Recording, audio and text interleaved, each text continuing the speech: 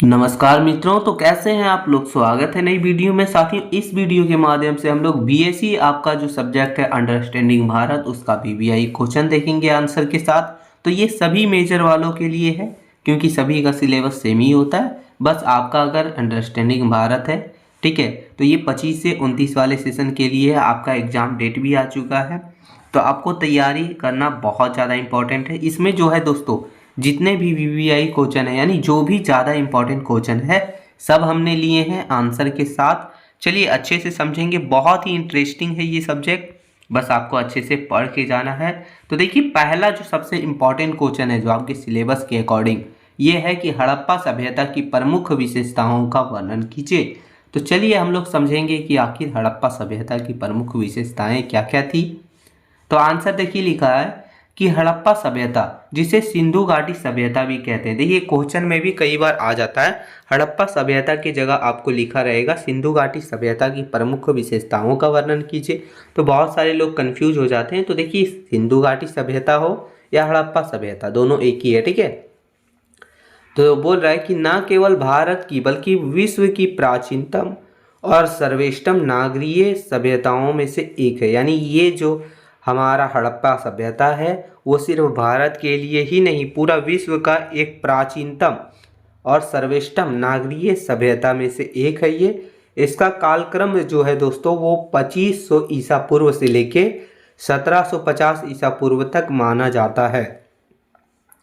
यह सभ्यता अपनी वास्तुकला, व्यापार और प्रशासन के मामले में समकालीन मिस्र और मेसोपोटामिया की सभ्यताओं से कहीं अधिक उन्नत थी, ठीक है।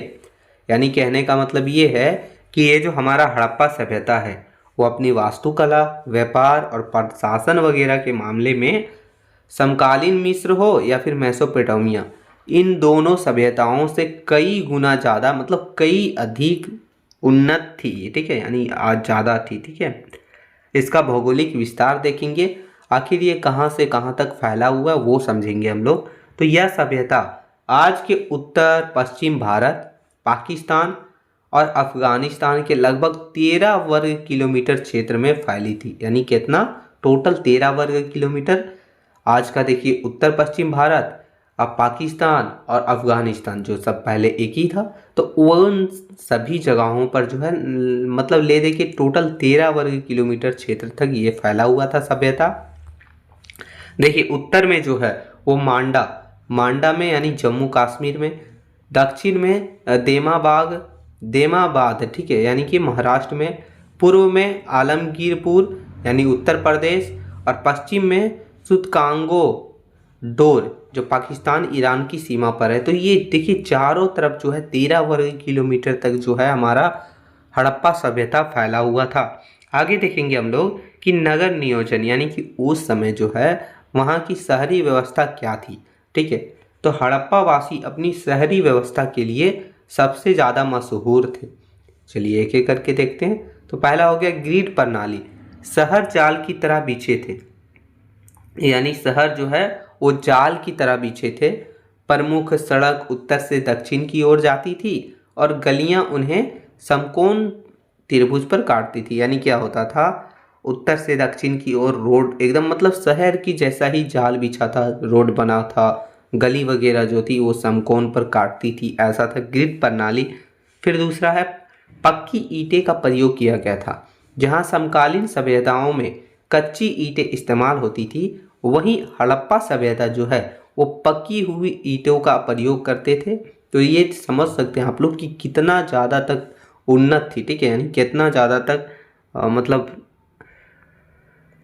आगे है जल निकासी, यानी हर घर की छोटी नाली सड़क की बड़ी नाली से मिलती थी। नालियाँ ईंटों से ढकी होती थी और सफाई के लिए मैनहॉल छोड़ गए थे। यानी कहने का मतलब ये है कि जल का निकासी का भी जो है व्यवस्था की गई थी। छोटे छोटे नाली जो है सड़क की बड़ी नालियों से आके जुड़ती थी। तो ये सभी चीज़ें थी नगर नियोजन में। फिर है दुर्ग और निचला शहर। शहर दो भागों में था, यानी जो हड़प्पा सभ्यता का शहर था वो दो भागों में था। पहला था दुर्ग जो ऊंचाई पर था, जहाँ सार्वजनिक इमारतें और अनाज गोदाम वगैरह रहते थे।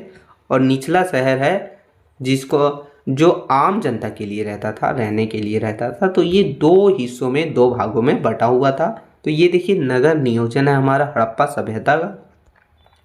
फिर हो जाता है साथियों कि आर्थिक जीवन, यानी उस समय की आर्थिक जीवन कैसी थी, यानी हड़प्पा सभ्यता में। तो देखिए कृषि पर निर्भर थे लोग, व्यापार पर मोहर। तो कृषि देखते हैं सबसे पहले, तो वे रबी और खरीफ दोनों फसल उगाया करते थे या तो उगाते थे। गेहूं, जौ, राई, मटर, तिल और सरसों प्रमुख थे। लोथल में चावल के अवशेष भी मिले हैं, यानी कृषि में वो लोग जो है वो गेहूं, जौ, ये सभी तरह के फसल जो है उपजाया करते थे। फिर हो गया व्यापार में साथियों, तो इनका व्यापार जो है बहुत ही उन्नत था, यानी बहुत ही ज़्यादा जो है विकसित था। वे मेसोपोटामिया, यानी जो इराक में मेसोपोटामिया थी, उसके साथ समुद्री मार्ग से व्यापार किया करते थे। समुद्री जहाज से जो है व्यापार किया करते थे। लोथल एक बहुत बड़ा बंदरगाह था जो हड़प्पा सभ्यता में है। तो ये व्यापार का जरिया, कृषि का जरिया। फिर हो जाता है हम लोग का मोहरे, यानी सेल खंडी से बनी चौकर मोहर का प्रयोग व्यापारिक पहचान के लिए होता था। इन पर एक सींग वाले पशु की चित्र अक्सर मिलती थी, यानी आपका जो है एक मोहर मारा जाता था, ठीक है, जिस मोहर पे एक सींग वाली पशु का चित्र रहता था, जिससे पहचान होता था कि ये हड़प्पा सभ्यता का प्रोडक्ट है या फिर हड़प्पा सभ्यता से आया हुआ है, तो ऐसा, ठीक है। तो ये देखिए हमारा आर्थिक, उस समय की आर्थिक जीवन थी, आर्थिक दृष्टि व्यवस्था थी। फिर सामाजिक और सांस्कृतिक ढांचा क्या था उस समय का, तो चलिए देखते हैं। समाज, यानी समाज स्पष्ट रूप से तीन वर्गों में बटा हुआ था, यानी उस समय जो है समाज वो तीन वर्गों में था। पहला था शासक, दूसरा था मध्यम वर्ग जिसमें व्यापारी आते थे, और तीसरा था निम्न वर्ग जिसमें मजदूर और किसान आते थे। यानी तीन वर्गों में बांटा गया, पहले शासन करने वाला शासक, फिर व्यापारी वगैरह, और फिर मजदूर और किसान वगैरह, ठीक है।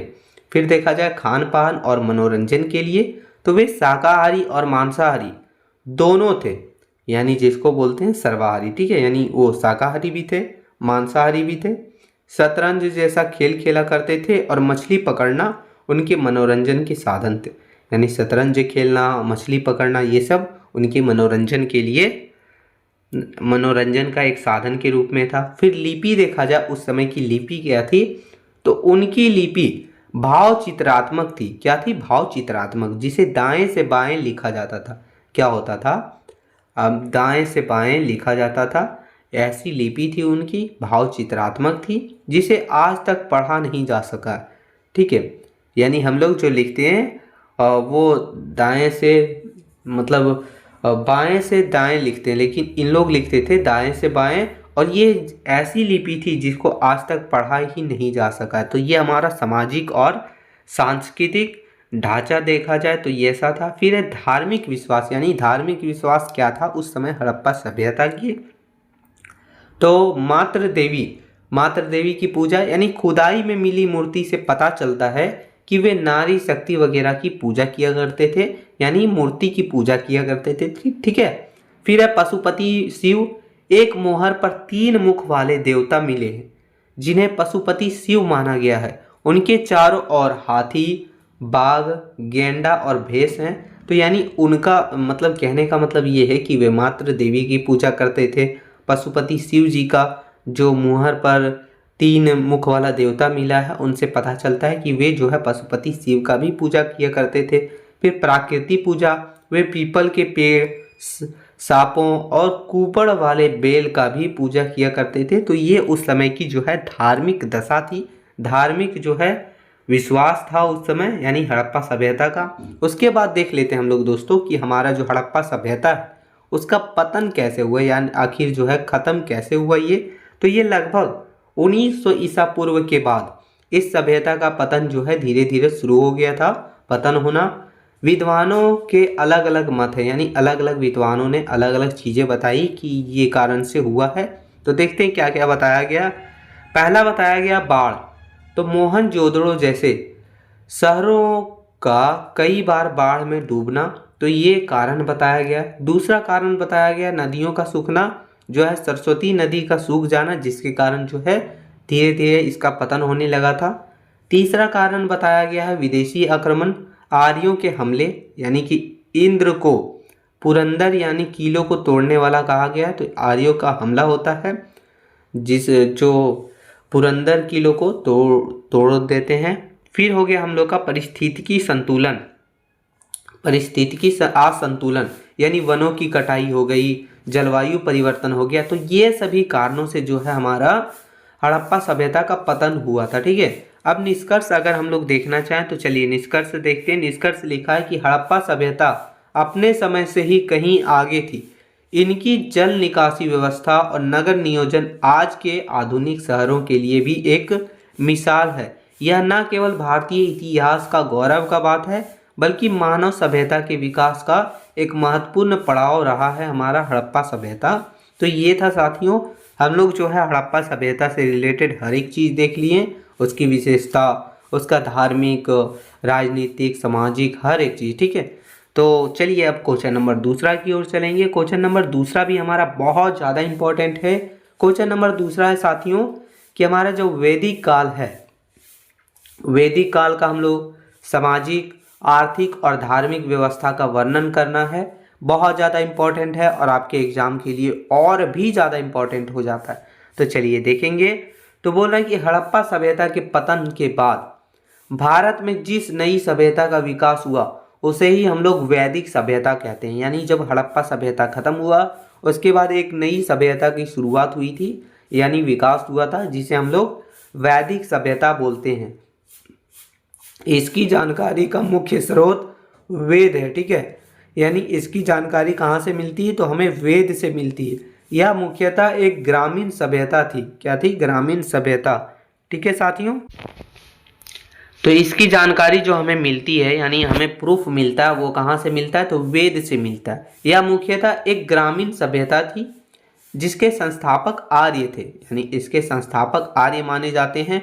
अध्ययन की सुविधा के लिए इसे दो भागों में बांटा गया है, जिसमें जो है पहला पूर्व वैदिक काल जो 1500 से लेके 1000 ईसा पूर्व तक, और दूसरा हो गया वैदिक काल यानी उत्तर वैदिक काल जो 1000 से लेके 600 ईसा पूर्व तक। तो दो भागों में इसे विभाजित किया गया। तो चलिए समझते हैं। बोला ये जा रहा है कि जैसे ही हड़प्पा सभ्यता का पतन हुआ उसके बाद जो भारत में नई सभ्यता आई थी उसे ही हम लोग वैदिक सभ्यता बोलते हैं, और इसकी जो प्रूफ है या फिर जानकारी है वो हमें वेद से मिलता है। ठीक है, और ये जो है ग्रामीण सभ्यता थी, इसके संस्थापक आर्य थे। ये सब ध्यान रखिएगा, 1 मार्क्स के लिए हो सकता है पूछ ले आपको। और इसे जो है पढ़ने में सुविधा हो इसलिए दो भागों में विभाजित किया गया है, एक पूर्व वैदिक काल और दूसरा हो गया उत्तर वैदिक काल। तो चलिए देखेंगे जो हमारा वैदिक काल है उसकी सामाजिक व्यवस्था क्या थी। तो वैदिक समाज की संरचना पितृसत्तात्मक थी, लेकिन इसमें समय के साथ महत्वपूर्ण बदलाव आए। कहने का मतलब है कि ये जो वैदिक सभ्यता है उस समय जो समाज की संरचना थी वो पितृसत्तात्मक थी, यानी जो अगर मान लीजिए किसी का पिताजी जो है वो शासक है तो बेटा ही शासक बनेगा। तो इस टाइप का शासन प्रणाली थी उस समय, लेकिन समय के साथ बहुत सारा इसमें महत्वपूर्ण बदलाव भी हुए थे। क्या क्या हुए थे वो देखिए। तो पहला है परिवार। समाज की सबसे छोटी इकाई कुल या परिवार थी। परिवार का मुखिया सबसे बुजुर्ग पुरुष होता था जिसे कुलप कहा जाता था। संयुक्त परिवार की प्रथा थी, यानी कहने का मतलब ये है अगर समाज की सबसे छोटी इकाई है तो उसे कुल या फिर परिवार कहा जाता था। परिवार का मुखिया बुजुर्ग हुआ करते थे जिसे कुलप कहा जाता था। और इस समय जो है यानी कि वैदिक सभ्यता के समय जो है वो जॉइंट फैमिली की प्रथा चलती थी, यानी संयुक्त फैमिली की परिवार की प्रथा चलती थी। आगे हो गया हम लोग का वर्ण व्यवस्था। तो ऋग्वैदिक काल में वर्ण व्यवस्था कर्म पर आधारित थी। ऋग्वेद के 10वें मंडल के पुरुष सूत्र में इसका वर्णन भी मिलता है, लेकिन उत्तर वैदिक काल आते आते यह जन्म पर आधारित हो गई और समाज 4 वर्गों में विभाजित हो गया। यानी कहने का मतलब ये है जब ऋग्वैदिक काल चल रहा था उस समय ये जो है वो कर्म पर आधारित हुआ करता था, लेकिन जैसे ही उत्तर वैदिक काल आते आते ये जन्म पर आधारित हो गया और समाज टोटल 4 वर्गों में विभाजित हो गया। पहला ब्राह्मण, क्षत्रिय, वैश्य और शूद्र। ठीक है, तो ये 4 भागों में विभाजित हो गया। अब देखिए आगे जो है इस समय स्त्रियों की दशा क्या थी, यानी हमारा जो वैदिक काल है, वैदिक सभ्यता है, उस समय जो है स्त्रियों की हाल क्या थी, दशा क्या थी। तो पूर्व वैदिक काल में स्त्रियों की स्थिति बहुत ही अच्छी थी। जो पूर्व वैदिक काल था उस समय बहुत अच्छी थी। इसे उपनयन, संस्कार, शिक्षा और सभा, एक विदय जैसी संस्थाओं में भाग लेने का अधिकार भी था। ठीक है, लेकिन जैसे ही उत्तर वैदिक काल में स्त्रियों की स्थिति धीरे धीरे गिरावट आने लगी, उनका अधिकार भी धीरे धीरे लिमिट होने लगा। तो ये स्त्रियों की दशा रही थी हमारा वैदिक सभ्यता में। ठीक है, फिर हमारा हो गया आगे दोस्तों कि आश्रम व्यवस्था। तो उत्तर वैदिक काल में जीवन को व्यवस्थित करने के लिए 4 आश्रमों की स्थापना हुई है, जिसमें पहला हो गया ब्रह्मचर्य, दूसरा हो गया गृहस्थ, तीसरा हो गया वानप्रस्थ, चौथा हो गया संन्यास। तो ये 4 आश्रम में जो है वैदिक काल में व्यवस्थित किया गया है। आगे हम अब देखेंगे जो है आर्थिक व्यवस्था। ठीक है, वो था हमारा सामाजिक व्यवस्था। अब देखते हैं हम लोग आर्थिक व्यवस्था के बारे में साथियों कि आर्थिक व्यवस्था क्या थी हमारा वैदिक काल के समय में। तो आर्यों की अर्थव्यवस्था का मुख्य आधार जो है पशुपालन और कृषि रहा करता था। यानी आर्य जो है इसके संस्थापक थे वैदिक सभ्यता के, और उस समय इसकी अर्थव्यवस्था का मुख्य आधार पशुपालन और कृषि ही था, जिसमें पशुपालन हो जाता है। तो ऋग्वैदिक काल में पशुपालन की मुख्य व्यवसाय के रूप में था। गाय को सबसे पवित्र पशु माना जाता था और उसे अधन्य यानी कि ना मारने योग्य कहा गया है। संपत्ति की गणना गायों की संख्या से होती थी। यानी उस समय ऋग्वैदिक काल में पशुपालन बहुत ज़्यादा होता था। गाय को पवित्र पशु माना गया है, आज भी माना जाता है। और साथ ही साथ संपत्ति की गणना जो है वो गायों की संख्या से होती थी। यानी जिसके पास जितना गाय उतनी ज़्यादा वो जो है उतना ज़्यादा वो संपत्ति वाला है, ऐसा गणना हुआ करता था उस समय ऋग्वैदिक काल में। फिर हो गया कृषि साथियों। तो उत्तर वैदिक काल में लोहे यानी कि सायम अयस्क की खोज से कृषि में क्रांति ला दी। अब कृषि मुख्य व्यवसाय बन गया। वे जौ, धान और गेहूं जैसी फसलें उगाने लगे थे।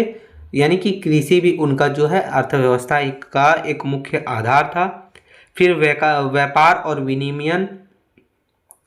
व्यापार मुख्यतः वस्तु विनिमय, ठीक है, वस्तु विनिमय पर आधारित था। निष्क यानी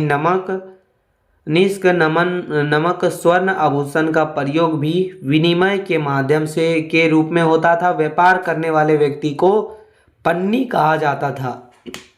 यानी कहने का मतलब ये है कि उस समय वस्तु विनिमय पर आधारित ये व्यापार हुआ करता था। निष्क नामक स्वर्ण आभूषण का प्रयोग भी विनिमय के माध्यम से के रूप में होता था, और जो व्यक्ति व्यापार करते थे उसे पन्नी कहा जाता था। क्या कहा जाता था? पन्नी। फिर हो गया हम लोग का दोस्तों शिल्प, जिसमें बुनाई, रथ बनाना, कुम्हार का काम और धातु कर्म वगैरह ये प्रमुख शिल्प वगैरह उस समय हुआ करते थे। अब देखेंगे हम लोग आर्थिक व्यवस्था हो गया, अब देखेंगे धार्मिक व्यवस्था साथियों। वैदिक सभ्यता का जो धार्मिक व्यवस्था थी वो देखेंगे। तो वैदिक धर्म सरल और प्राकृति पूजा पर आधारित था, जो बाद में ये जटिल हो गया। यानी जो हमारा वैदिक धर्म है, वैदिक सभ्यता है, वो बहुत ही आसान और प्राकृति की पूजा पर आधारित था, लेकिन धीरे धीरे बाद में यानी कि ये जटिल हो गया, मुश्किल हो गया।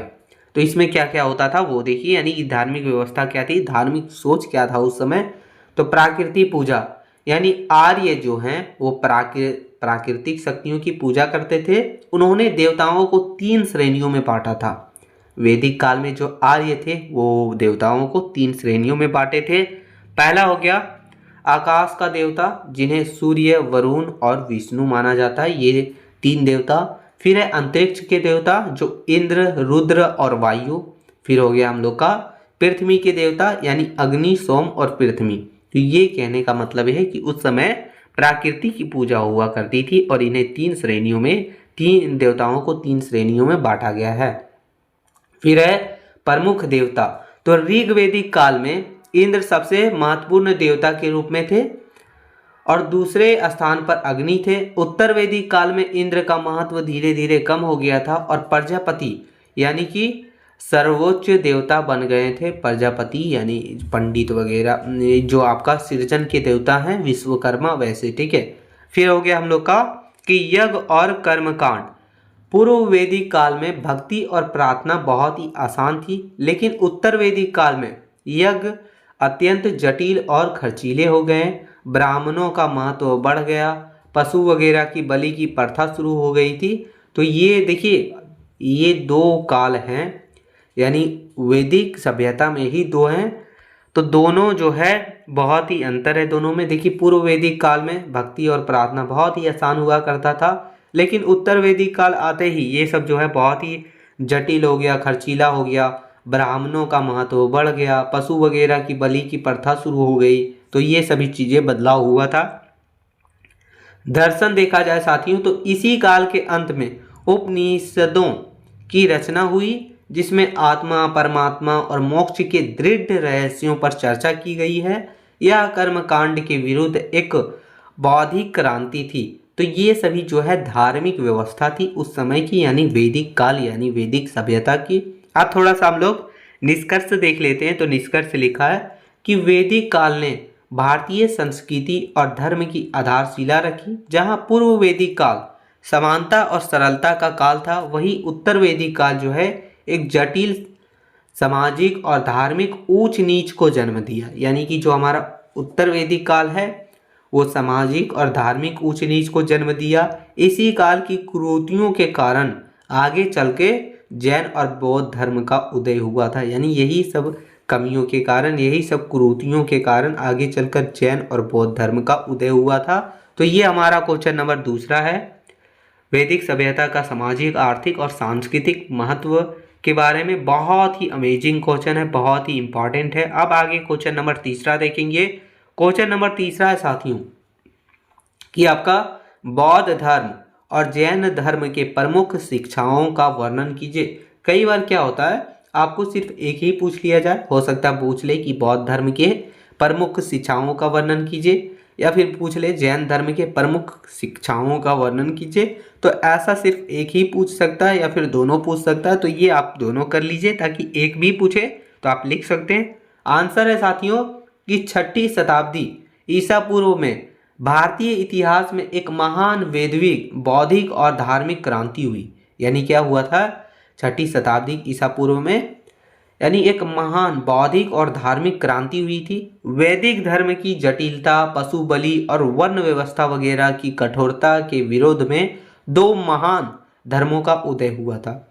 यानी उस समय जो है वैदिक धर्म में जटिलता थी, यानी बहुत सारा जटिलता था, पशु बलि वगैरह शुरू हुआ, तो ऊंच नीच वगैरह। तो इन्हीं सभी के विरोध में दो महान धर्म का उदय हुआ था। पहला था बौद्ध धर्म, जो कि गौतम बुद्ध के द्वारा शुरुआत हुई थी। फिर दूसरा जैन धर्म, जो कि भगवान महावीर द्वारा।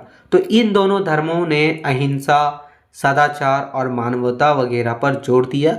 यानी ये दो धर्मों का उदय हुआ, किसके कारण हुआ? वैदिक धर्म की कुरीतियों के कारण। ठीक है, आगे देखेंगे एक एक करके हम दोनों धर्मों की शिक्षाओं के बारे में देखेंगे। पहले देखेंगे कि बौद्ध धर्म की प्रमुख शिक्षाएं क्या थी। तो महात्मा बुद्ध की शिक्षाएं व्यवहारिक और तर्क संगत थी। उन्होंने मध्यम वर्ग यानी कि मिडिल वर्ग के लोगों पर जोर दिया। पहला इसमें देखिए कि 4 आर्य सत्य, यानी यह बौद्ध धर्म का आधार के रूप में रहा है। 4 सत्य।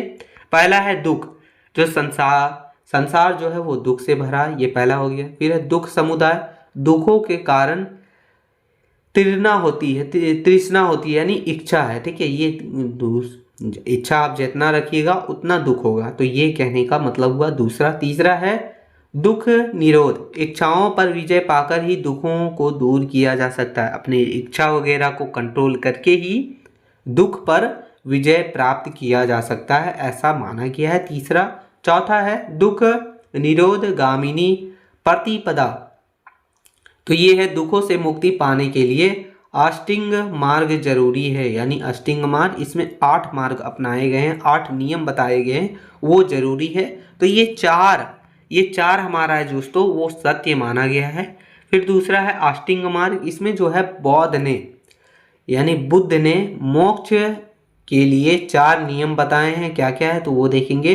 सम्यक दृष्टि हो गया, सम्यक संकल्प हो गया, सम्यक वाणी हो गया, सम्यक कर्मता हो गया, सम्यक आजीविका हो गया, सम्यक व्यायाम हो गया, सम्यक स्मृति हो गया, सम्यक समाधि हो गया। यानी इन सभी 8 चीज़ों पर आपको जो है सत्य बोलना है, सत्य रहना है, कंट्रोल रखना है। तो ये आपका सम्यक आष्टिंग मार्ग है, यानी 8 नियम है।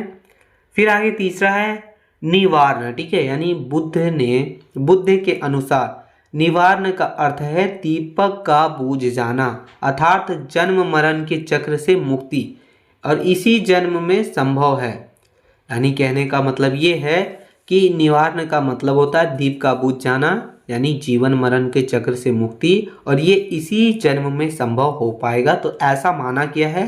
आगे चौथा है अनीश्वरवाद और अनात्मकवाद, यानी बौद्ध धर्म ईश्वर को नहीं मानता और ना ही आत्मा को अमरता में विश्वास रख करता है। यह जो है क्षणिकवाद, यानी हर चीज परिवर्तनशील है ऐसा मानता है। यानी जो हमारा बौद्ध धर्म है, ठीक है, वो ईश्वर को नहीं मानता, ना ही आत्मा की अमर है ऐसा वैसा विश्वास करता है। उसका मानना है कि ये जो है क्षणिकवाद है, यानी कि हर समय परिवर्तन होते रहता है। तो ऐसा मानना है।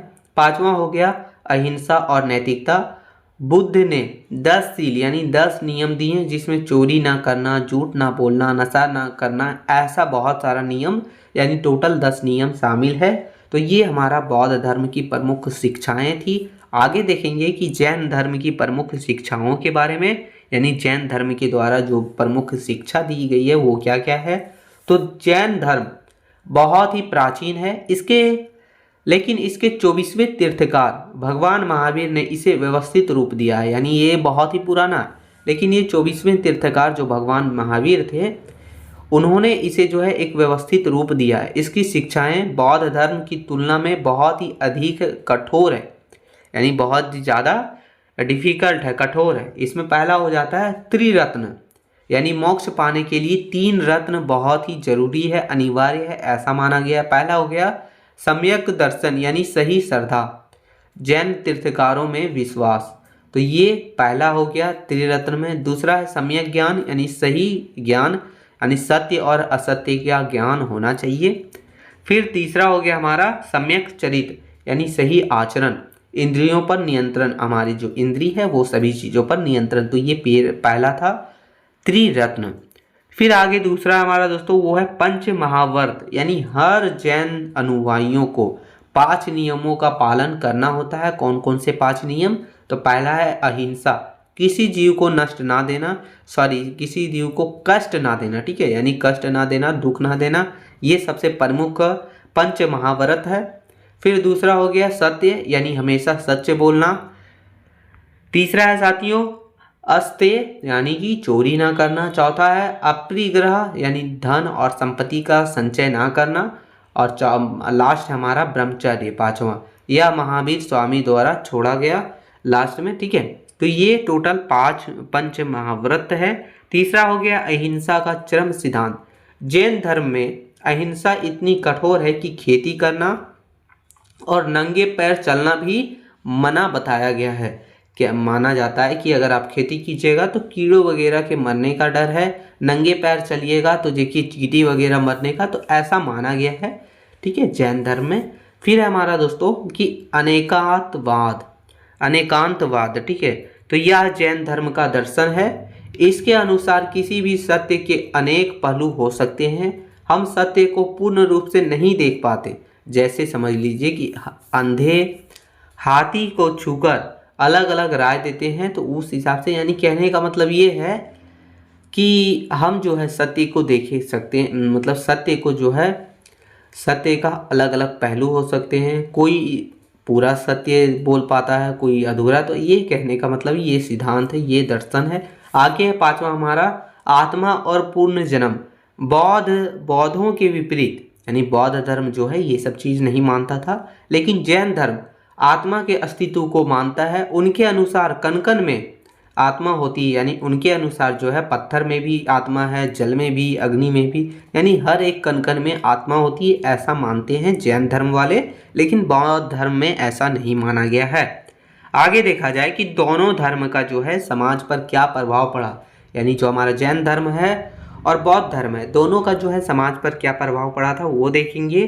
तो इन दोनों धर्मों ने जाति प्रथा की कराटी चोट की ओर से नीची समझी जाने वाली जातियों को गले लगाया, यानी कि जो हमारा वैदिक धर्म में, वैदिक सभ्यता में जो भी कुरीतियाँ वगैरह थी, उन सभी चीज़ों को हटा के इन्होंने ऊंच नीच को कम किया। ठीक है, सभी जातियों को गले लगाया।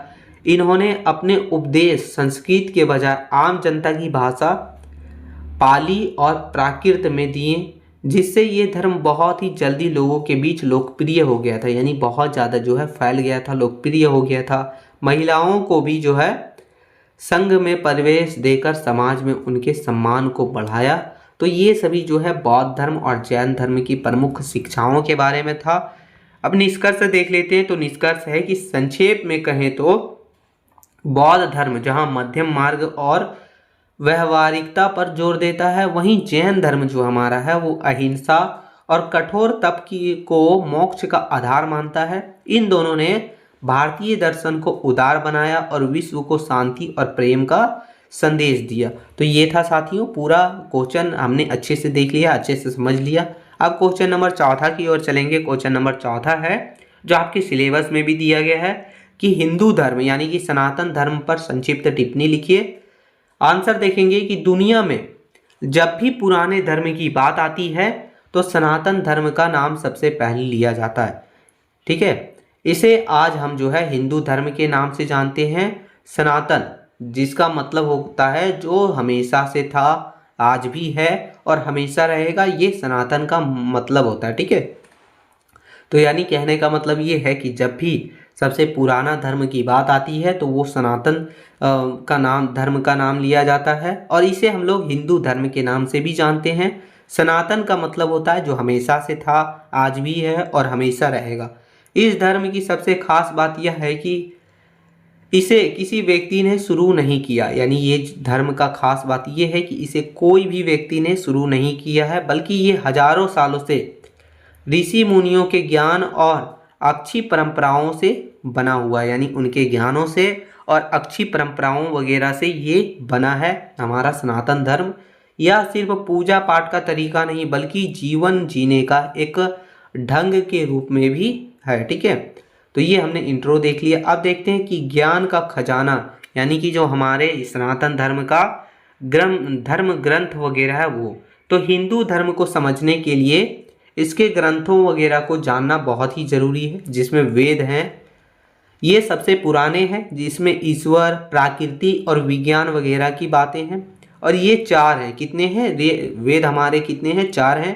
पहला हो गया ऋग्वेद, सामवेद, यजुर्वेद और यथार्थ वेद। ठीक है, तो ये चार वेद हैं हमारे, जिसमें ईश्वर की, प्रकृति की और विज्ञान वगैरह की बातें लिखी गई है, बताई गई है।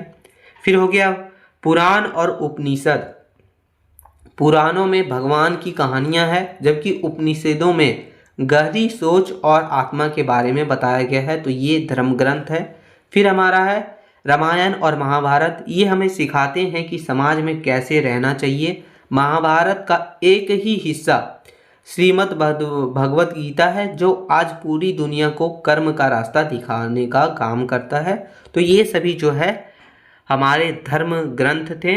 आगे देखेंगे साथियों कि इसके मुख्य सोच के बारे में। तो हिंदू धर्म की पूरी नींव जो है वो दो बातों पर टिकी हुई है। वो कौन कौन सी दो बातें हैं?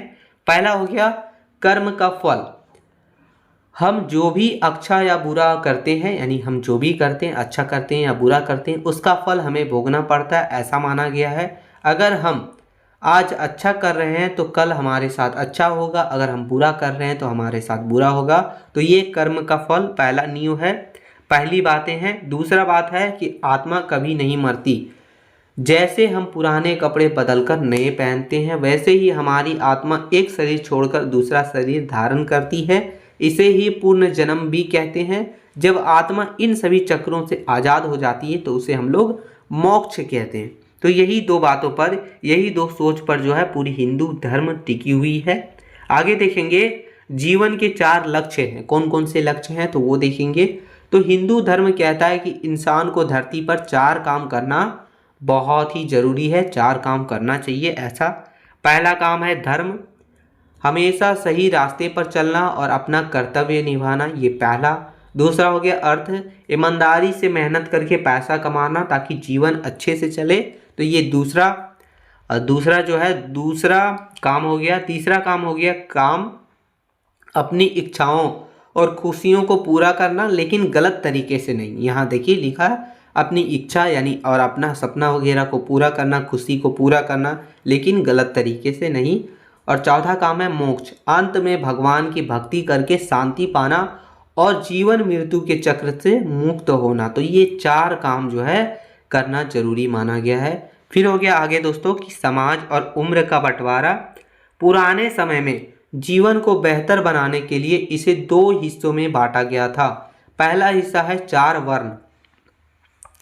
काम के आधार पर समाज को 4 भागों में बांटा गया है। पहला हो गया ज्ञान देने वाला ब्राह्मण हो गया, रक्षा करने वाला क्षत्रिय हो गया, व्यापार करने वाला वैश्य हो गया और सेवा वगैरह करने वाला शूद्र हो गया। शुरुआत में यह काम पर आधारित था पर बाद में ये जन्म पर हो गया, यानी पहले ये नहीं था लेकिन बाद में ये जन्म पर आधारित हो गया। ठीक है, तो ये 4 वर्णों में भागा गया है, बांटा गया है। फिर है 4 आश्रम दोस्तों। उम्र के हिसाब से जीवन के 4 हिस्से थे। बचपन में पढ़ाई यानी कि ब्रह्मचर्य, फिर शादी और परिवार गृहस्थ, फिर समाज सेवा वानप्रस्थ और अंत में सब छोड़कर ईश्वर की भक्ति यानी कि संन्यास। तो ये 4 आश्रम हैं और 4 वर्ण हैं। तो ये 2 सबसे हिस्सों में बांटा गया है इस जीवन को बेहतर बनाने के लिए। आगे है कि ईश्वर एक है पर रूप अनेक है, ऐसा भी माना गया है। तो देखिए कहा जा रहा है कि हिंदू धर्म जो है वो बहुत ही उदार है। यह कहता है कि भगवान एक ही है जिसे हम ब्रह्मा या फिर परमात्मा कहते हैं, लेकिन लोग अपनी पसंद के हिसाब से उन्हें अलग अलग रूपों में पूजा करते हैं। कोई शिव को मानते हैं, कोई विष्णु को मानते हैं, कोई दुर्गा माँ को मानते हैं, तो कोई गणेश जी को मानते हैं। यह धर्म सिखाता है कि रास्ता कोई भी हो सब ईश्वर तक ही पहुँचता है, ये कहने का मतलब है। यानी कहने का मतलब ये है कि जो भगवान एक ही है, बस अलग अलग नामों से पूजते हैं, अलग अलग रूपों को पूजते हैं, ऐसा माना गया। ठीक है, आगे देखेंगे कि प्रकृति से प्रेम। तो हिंदू धर्म में इंसान यानी सिर्फ इंसान की ही नहीं बल्कि पूरे प्रकृति की पूजा होती है। हम नदियों को माँ मानते हैं, पेड़ों की पूजा करते हैं और जानवरों को सम्मान देते हैं। यह सिखाता है कि इंसान को प्रकृति के साथ मिलकर रहना चाहिए, उसे नुकसान नहीं पहुंचाना चाहिए। तो ये भी यानी कि माना गया है। ठीक है, फिर आगे हो गया उदारता यानी सबका सम्मान करना। इस धर्म का एक बहुत बड़ा मंत्र है, यानी हिंदू धर्म का, सनातन धर्म का एक बहुत बड़ा मंत्र है, वो है वासुदेव कुटुंबकम। इसका मतलब होता है कि पूरी दुनिया एक परिवार है। हिंदू धर्म कभी नहीं कहता कि सिर्फ मेरा रास्ता सही है, यह हर धर्म और हर विचार का सम्मान करना सिखाता है। इसलिए भारत में हजारों सालों से अलग अलग धर्मों के लोग शांति से रहते आए हैं। यानी कहने का मतलब ये हुआ कि इस धर्म में एक मंत्र है वासुदेव कुटुंबकम, जिसमें कहा गया है पूरी दुनिया एक परिवार है। ठीक है, तो ये सभी चीज़ था। हम लोग डिटेल में हिंदू धर्म के बारे में देखें, नीचे निष्कर्ष देख लेते तो लिखा है साथियों कि सनातन धर्म एक गतिशील और वैज्ञानिक धर्म है। यह व्यक्ति को अंधविश्वास के बजाय खुद को जानने की प्रेरणा देता है। पर्यावरण पूजा जिसमें नदी पेड़ पर्वत से लेकर ब्रह्मांडीय ऊर्जा यानी ब्रह्मा तक, इसकी दृष्टि अत्यंत ही व्यापक है, यानी बहुत ही बड़ी है। यही कारण है कि हजारों सालों के बाहरी आक्रमण वगैरह के बावजूद यह धर्म आज भी अपनी पूरी शक्ति के साथ जीवित है। तो ये क्वेश्चन नंबर 4 था, बहुत ही अच्छे से हम लोग समझने का प्रयास किए। आगे क्वेश्चन नंबर 5वां देखेंगे साथियों। तो क्वेश्चन नंबर 5वां है कि भारतीय स्वतंत्रता संग्राम में गांधी जी के योगदानों का वर्णन कीजिए। तो चलिए हम लोग अच्छे से समझेंगे, बहुत ही इंपॉर्टेंट क्वेश्चन है ये, आपको मिस नहीं करना। वैसे आप लोग को पता होगा बहुत सारा, लेकिन फिर भी डाटा वगैरह यानी कि डेट वगैरह के साथ आपको करना है। आंसर है कि महात्मा गांधी 1915 में दक्षिण अफ्रीका से भारत लौटे। उनके आने के बाद भारतीय राजनीति का चेहरा पूरी तरह से बदल गया। उन्होंने आज़ादी की लड़ाई के लिए सत्य, अहिंसा और सत्याग्रह जैसे नए हथियारों का इस्तेमाल किया। 1919 से 1947 तक के समय को भारतीय इतिहास में गांधी युग के नाम से जाना जाता है। यानी कि गांधी जी 1915 में पहले दक्षिण अफ्रीका से भारत आए, उसके बाद उन्होंने जो है अपना जितना भी योगदान था स्वतंत्रता संग्राम में वो दिया, और 1919 से लेकर 1947 तक जो समय चला है उसे हम लोग गांधी युग के नाम से जाना जाता है भारतीय इतिहास में। चलिए देखते हैं कि महात्मा गांधी जी के योगदान के बारे में। तो पहला है शुरुआती सफल प्रयोग जो कि सत्याग्रह का उदय। भारत आते ही गांधी जी ने स्थानीय स्तर पर 3 आंदोलन का नेतृत्व किया जिसे वे पूरे देश में लोकप्रिय हो गए। यानी 3 स्थानीय स्तर पर ये आंदोलन का नेतृत्व किया, उसके बाद जो गांधी जी हैं वो पूरे देश में जो है फेमस हो गए, लोकप्रिय हो गए। पहला है चंपारण सत्याग्रह जो हमारा 1917 में हुआ था। बिहार में नील की खेती करने वाले किसानों और अंग्रेजों के शोषण से मुक्ति दिलाई। यह भारत का पहला सफल सत्याग्रह था, पहला सफल सत्याग्रह या फिर आंदोलन था। ठीक है, ये डेट वगैरह आप थोड़ा सा ध्यान रखिएगा। फिर हो गया दूसरा खेड़ा सत्याग्रह जो कि 1918 में गुजरात के किसानों का टैक्स वगैरह माफ़ करवाने के लिए ये आंदोलन शुरू हुआ था। फिर हमारा साथियों अहमदाबाद मिल हड़ताल जो 1918 में ही हुआ था। मजदूरों को उनका हक दिलाने के लिए पहली बार भूख हड़ताल का प्रयोग किया गया था। तो ये पहली शुरुआती दौर रहा था महात्मा गांधी जी के योगदान का। फिर हो गया हमारा दूसरा जो है असहयोग आंदोलन जो 1920 से लेकर 1922 तक चला था।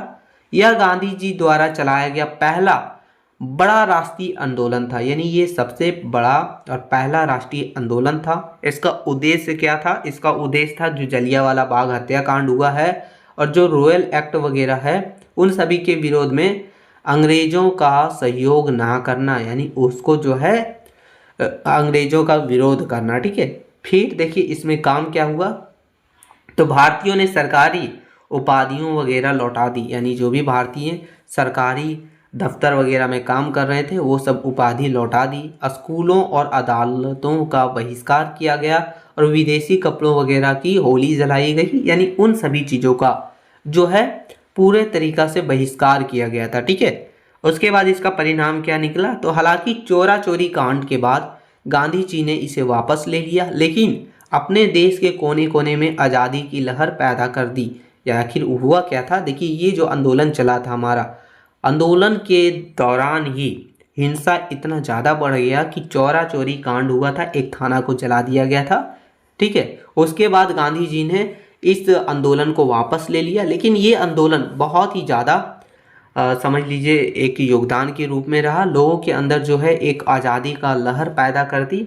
फिर आगे हमारा तीसरा है सविनय अवज्ञा आंदोलन और दांडी मार्च। दांडी मार्च यानी कि 1930 में जो हुआ था, गांधी जी ने अंग्रेजों के नमक कानून को तोड़ने के लिए साबरमती से दांडी तक 241 मील की पैदल यात्रा की थी, जिसको हम लोग दांडी यात्रा या फिर दांडी मार्च के नाम से जानते हैं। ठीक है, इसका महत्व क्या था, तो उन्होंने समुद्र किनारे नमक बनाकर यह दिखाया कि भारतीय अब अंग्रेजों के गलत कानूनों को नहीं मानेंगे। उनके बाद पूरे देश में लोगों ने खुद नमक बनाना और टैक्स देना बंद कर दिया, यानी नमक पर टैक्स लगा दिया गया था। तो ये दांडी यात्रा के माध्यम से गांधी जी ने ये अंग्रेजों को दिखाने का प्रयास किया कि अब जो है भारतीय वो अंग्रेजों के गलत कानून को या फिर टैक्स वगैरह इन सभी पर नहीं देंगे, गलत कानून को नहीं मानेंगे।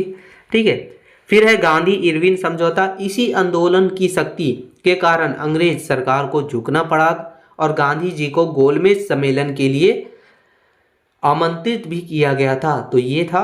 फिर चौथा है हमारा दोस्तों वो है भारत छोड़ो आंदोलन जो 1942 में हुआ था। तो दूसरे विश्व युद्ध के बाद यानी दूसरे विश्व युद्ध के दौरान गांधी जी ने अंग्रेजों के खिलाफ अंतिम निर्णायक लड़ाई शुरू कर दी, यानी दूसरा विश्व युद्ध हुआ, दूसरा वर्ल्ड वार हुआ, उसके बाद गांधी जी अंग्रेजों के खिलाफ लास्ट यानी अंतिम निर्णायक लड़ाई शुरू कर दी, जिसमें देखिए नारा वगैरह भी दिया गया था, भारत छोड़ो आंदोलन वगैरह, जिसमें पहला था हमारा करो या मरो। उन्होंने इसी आंदोलन के दौरान यह प्रसिद्ध नारा दिया कि करो या मरो, डू एंड डाई। ठीक है, इसका प्रभाव क्या पड़ा, तब अंग्रेजों ने गांधी जी समेत बड़ी नेताओं को जेल में डाल दिया।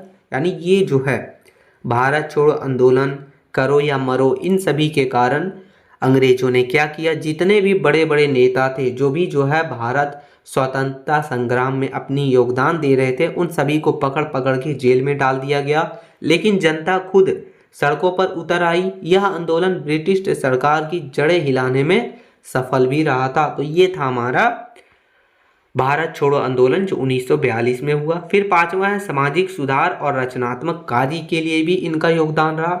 गांधी जी सिर्फ आज़ादी ही नहीं चाहते थे, वे समाज को बदलना भी चाहते थे, जिसमें छुआछूत वगैरह का विरोध। उन्होंने दलितों को हरिजन कहा, यानी हरि का ईश्वर के नाम दिया। उनके अधिकारों के लिए लड़ाई भी लड़ी। ठीक है, फिर है स्वदेशी और खादी। उन्होंने चरखा चलाकर लोगों को आत्मनिर्भर बनने और विदेशी सामान वगैरह को त्याग करने का संदेश भी दिया। फिर हमारा हो गया हिंदू मुस्लिम एकता।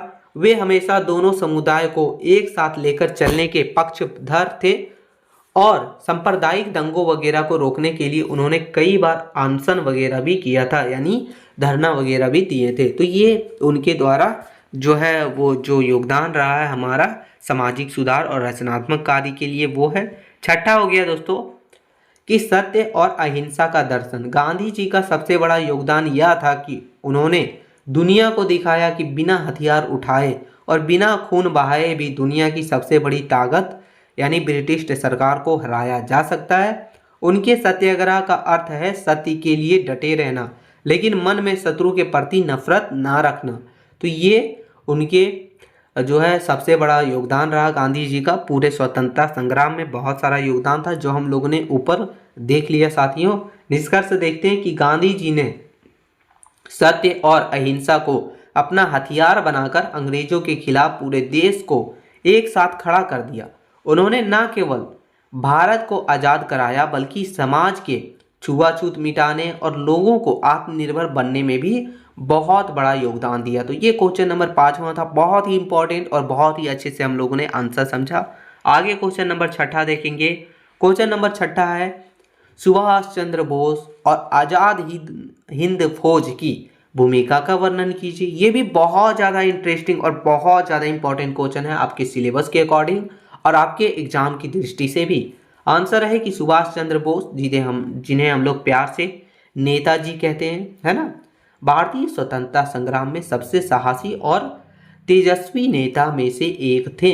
जहां गांधी जी अहिंसा में विश्वास रखते थे, वहीं जो नेताजी है उनका मानना था कि ईंट का जवाब पत्थर से देना चाहिए। यानी कि ये जो है वो गांधी जी के जैसा अहिंसा पर विश्वास नहीं रखते थे। उनका मानना था कि अगर वो ईंट से मारे तो हम पत्थर से मारेंगे। ठीक है, उन्होंने देश के बाहर जाकर सेना संगठित की और अंग्रेजों को सैन्य चुनौतियां दी। यानी कि देखिए देश के बाहर जाके उन्होंने जो है लड़ने के लिए पूरा सेना खड़ा कर दिया था। ठीक है, तो ये इनके द्वारा बहुत बड़ा योगदान रहा, जिसमें पहला हमारा अंग्रेज के साथ कार्यकाल और वैचारिक संघर्ष। सुभाष चंद्र बोस की राजनीति यात्रा कांग्रेस से शुरू हुई। 1938 के हरिपुरा अधिवेशन में वे निर्विरोध अध्यक्ष चुने गए थे। ठीक है, कांग्रेस के अंदर ही 1939 के त्रिपुरी अधिवेशन में उन्होंने गांधी जी के उम्मीदवार पटाभी सीतारमैया को हराकर दोबारा अध्यक्षता भी हासिल कर ली। यानी दोनों बार अध्यक्ष के रूप में चुने गए। लेकिन मतभेद का कारण क्या था, तो गांधी जी अहिंसक समझौते में विश्वास रखते थे, जबकि नेताजी का मानना था कि दूसरे विश्व युद्ध शुरू होते ही अंग्रेजों को 6 महीनों का अल्टीमेटम देकर देशव्यापी आंदोलन शुरू कर देना चाहिए। यानी दोनों का जो है सोच अलग था। गांधी जी का मानना था कि अहिंसा से जो है सब चीज़ जीता जा सकता है, लेकिन नेताजी का मानना था कि जैसे ही दूसरा विश्व युद्ध शुरू होगा अंग्रेज को हम लोग जो है 6 महीने का अल्टीमेटम देंगे, उसके बाद देशव्यापी आंदोलन शुरू कर देंगे, तो ऐसा मानना था। ठीक है, तो दोनों का मतभेद के कारण फिर लास्ट में क्या हुआ, इस्तीफा और फॉरवर्ड ब्लॉक वैचारिक मतभेदों के कारण उन्होंने कांग्रेस अध्यक्ष पक्ष से अध्यक्ष पद से इस्तीफा दे दिया। 1939 में फॉरवर्ड ब्लॉक का गठन किया। इनका उद्देश्य सभी वामपंथी और रुझारू शक्तियों को एक मंच पर लाना था। तो ये उनके द्वारा जो है, यानी कहा जाए तो उनका अंग्रेजों के साथ और वैचारिक संघर्ष जो अलग था वो सब है। फिर है भारत से जर्मनी की यात्रा। दूसरे विश्व युद्ध के दौरान अंग्रेजों ने नेताजी को उनके कोलकाता स्थित आवास पर नज़रबंद कर दिया था। तो उसके बाद उन्होंने पलायन किया, यानी 16 से 17 जनवरी 1941 की मध्य रात्रि को एक पठान जो है जियोउद्दीन का भेष बदलकर चुपचाप घर से निकल गए। यानी क्या हुआ, उनको जो है अंग्रेजों के द्वारा आवास पर ही नज़रबंद कर दिया गया था, लेकिन वे 16 या 17 जनवरी को 1941 में आधी रात को जियोउद्दीन यानी भेष बदलकर चुपचाप घर से निकल गए। वे पेशावर, काबुल और रूस होते हुए जर्मनी के बर्लिन तक पहुंचे। ठीक है, फिर उन्होंने आज़ाद हिंद रेडियो, जर्मनी में उन्होंने फ्री इंडिया सेंटर खोला और रेडियो के माध्यम से भारतीयों को संगठित होने का संदेश दिया। यही उन्हें पहली बार नेताजी कहकर पुकारा गया। यानी कहने का मतलब ये है, वे पहले जर्मनी गए, जर्मनी जाकर एक फ्री इंडिया सेंटर खोले यानी कि आज़ाद हिंद रेडियो के नाम से, और लोगों को यानी भारतीयों को संगठित होने का संदेश दिया, और यहीं सबसे पहली बार उन्हें नेताजी कहकर बुलाया गया था। फिर आगे देखा जाए तो आज़ाद हिंद फौज का गठन और पुनर्गठन। तो पहला जो यानी प्रारंभिक चरण आज़ाद हिंद फौज की स्थापना, इसका मूल विचार कैप्टन मोहन सिंह का था। यानी कि आज़ाद हिंद फौज का जो स्थापना का विचार था वो कैप्टन मोहन सिंह का था। इसमें रास बिहारी बोस का बहुत बड़ा योगदान रहा और इन्होंने जापान में भारतीय स्वतंत्रता लीग बनाई थी। तो ये पहला चरण रहा। नेतृत्व परिवर्तन यानी नेतृत्व लीडरशिप का परिवर्तन हुआ। 1943 में नेताजी एक खतरनाक पनडुब्बी यात्रा के जरिए सिंगापुर पहुंचे। 4 जुलाई 1943 को रास बिहारी बोस ने आधिकारिक तौर पर फौज का कमान सुभाष चंद्र बोस को सौंप दिया। यानी क्या हुआ, 4 जुलाई 1943 को रास बिहारी जी ने आज मतलब ये जो आज़ाद हिंद फौज की कमान जो है वो सुभाष चंद्र बोस को सौंप दी। ठीक है, फिर हुआ सेना का संरचना। नेताजी ने सेना को एक नई ऊर्जा दी। उन्होंने गांधी, नेहरू और आज़ाद के नाम से ब्रिगेड भी बनाई। सबसे क्रांतिकारी कदम रानी झांसी रेजिमेंट का गठन था। इसने विश्व को दिखाया कि भारतीय महिला भी युद्ध के मैदान में उतर सकती है। उन्होंने जो है महिलाओं को भी जो है अपने इस रानी झांसी रेजिमेंट में शामिल किया और उन्हें भी जो है योगदान देने के लिए प्रेरित किया। ठीक है, अब आगे है आरजी हुकूमत ए आज़ाद हिंद। ठीक है, 21 अक्टूबर 1943 को नेताजी ने सिंगापुर में स्वतंत्र भारत को अस्थायी सरकार बना दी। यानी सिंगापुर में ही स्वतंत्र भारत का एक टेम्पोररी सरकार बनाई। कब? 21 अक्टूबर 1943 को, और इसका नाम था आरजी हुकूमत ए आज़ाद हिंद। ठीक है, इस सरकार के पास अपना झंडा, अपना बैंक, अपनी मुद्रा और अपना डाक व्यवस्था वगैरह थी। दुनिया की 9 बड़ी शक्तियां यानी जैसे जापान, जर्मनी, इटली, इन सभी ने इस सरकार को आधिकारिक मान्यता भी देने का काम किया। और इसी समय नेताजी ने अपना एक अमर नारा दिया था कि तुम मुझे खून दो मैं तुझे आज़ादी दूंगा, ये नारा दिया था उन्होंने। फिर है अगर देखा जाए तो सैन्य अभियान और सीमा युद्ध के बारे में, तो शहीद और स्वराज द्वीप जापान ने अंडमान और निकोबार द्वीप समूह नेताजी को सौंप दिए, जिसका नाम बदलकर शहीद और स्वराज्य रखा गया।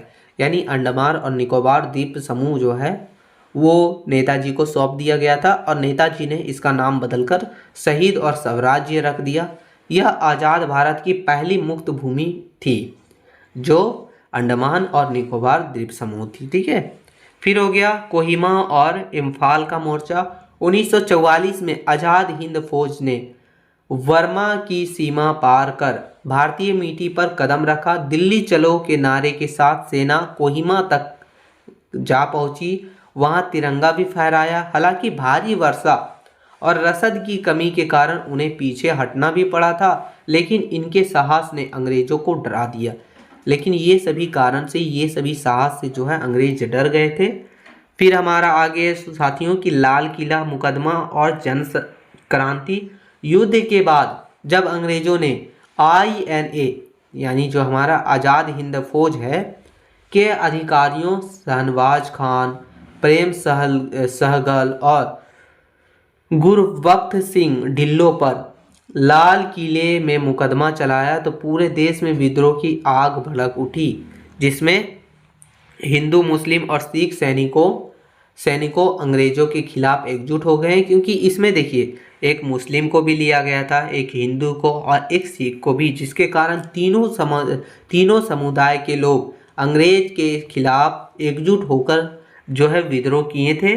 1946 के शाही नौसेना विद्रोह इसी का परिणाम था। अंग्रेजों को समझ आ गया कि अब भारतीय सेना उनके प्रति वफादार नहीं रही है, तो ये सभी समझ आ गया था। निष्कर्ष देखा जाए, अब निष्कर्ष देख लेते हैं कि सुभाष चंद्र बोस और उसकी आज़ाद हिंद फौज ने भारतीयों के मन से अंग्रेजों का डर निकाल दिया। उन्होंने साबित कर दिया कि भारतीय सिर्फ बातें नहीं करते बल्कि ज़रूरत पड़ने पर हथियार उठाना, लड़ना भी जानते हैं। नेताजी के बिना भारत की आज़ादी की कहानी अधूरी सी मानी जाती है।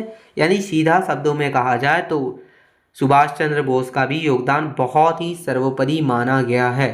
फिर है हमारा क्वेश्चन नंबर 7वां, जो कि बहुत ही इंपॉर्टेंट क्वेश्चन है, क्योंकि आप झारखंड की यूनिवर्सिटी में पढ़ रहे हैं तो झारखंड का सवाल आने का चांसेस बहुत ही ज़्यादा रहता है।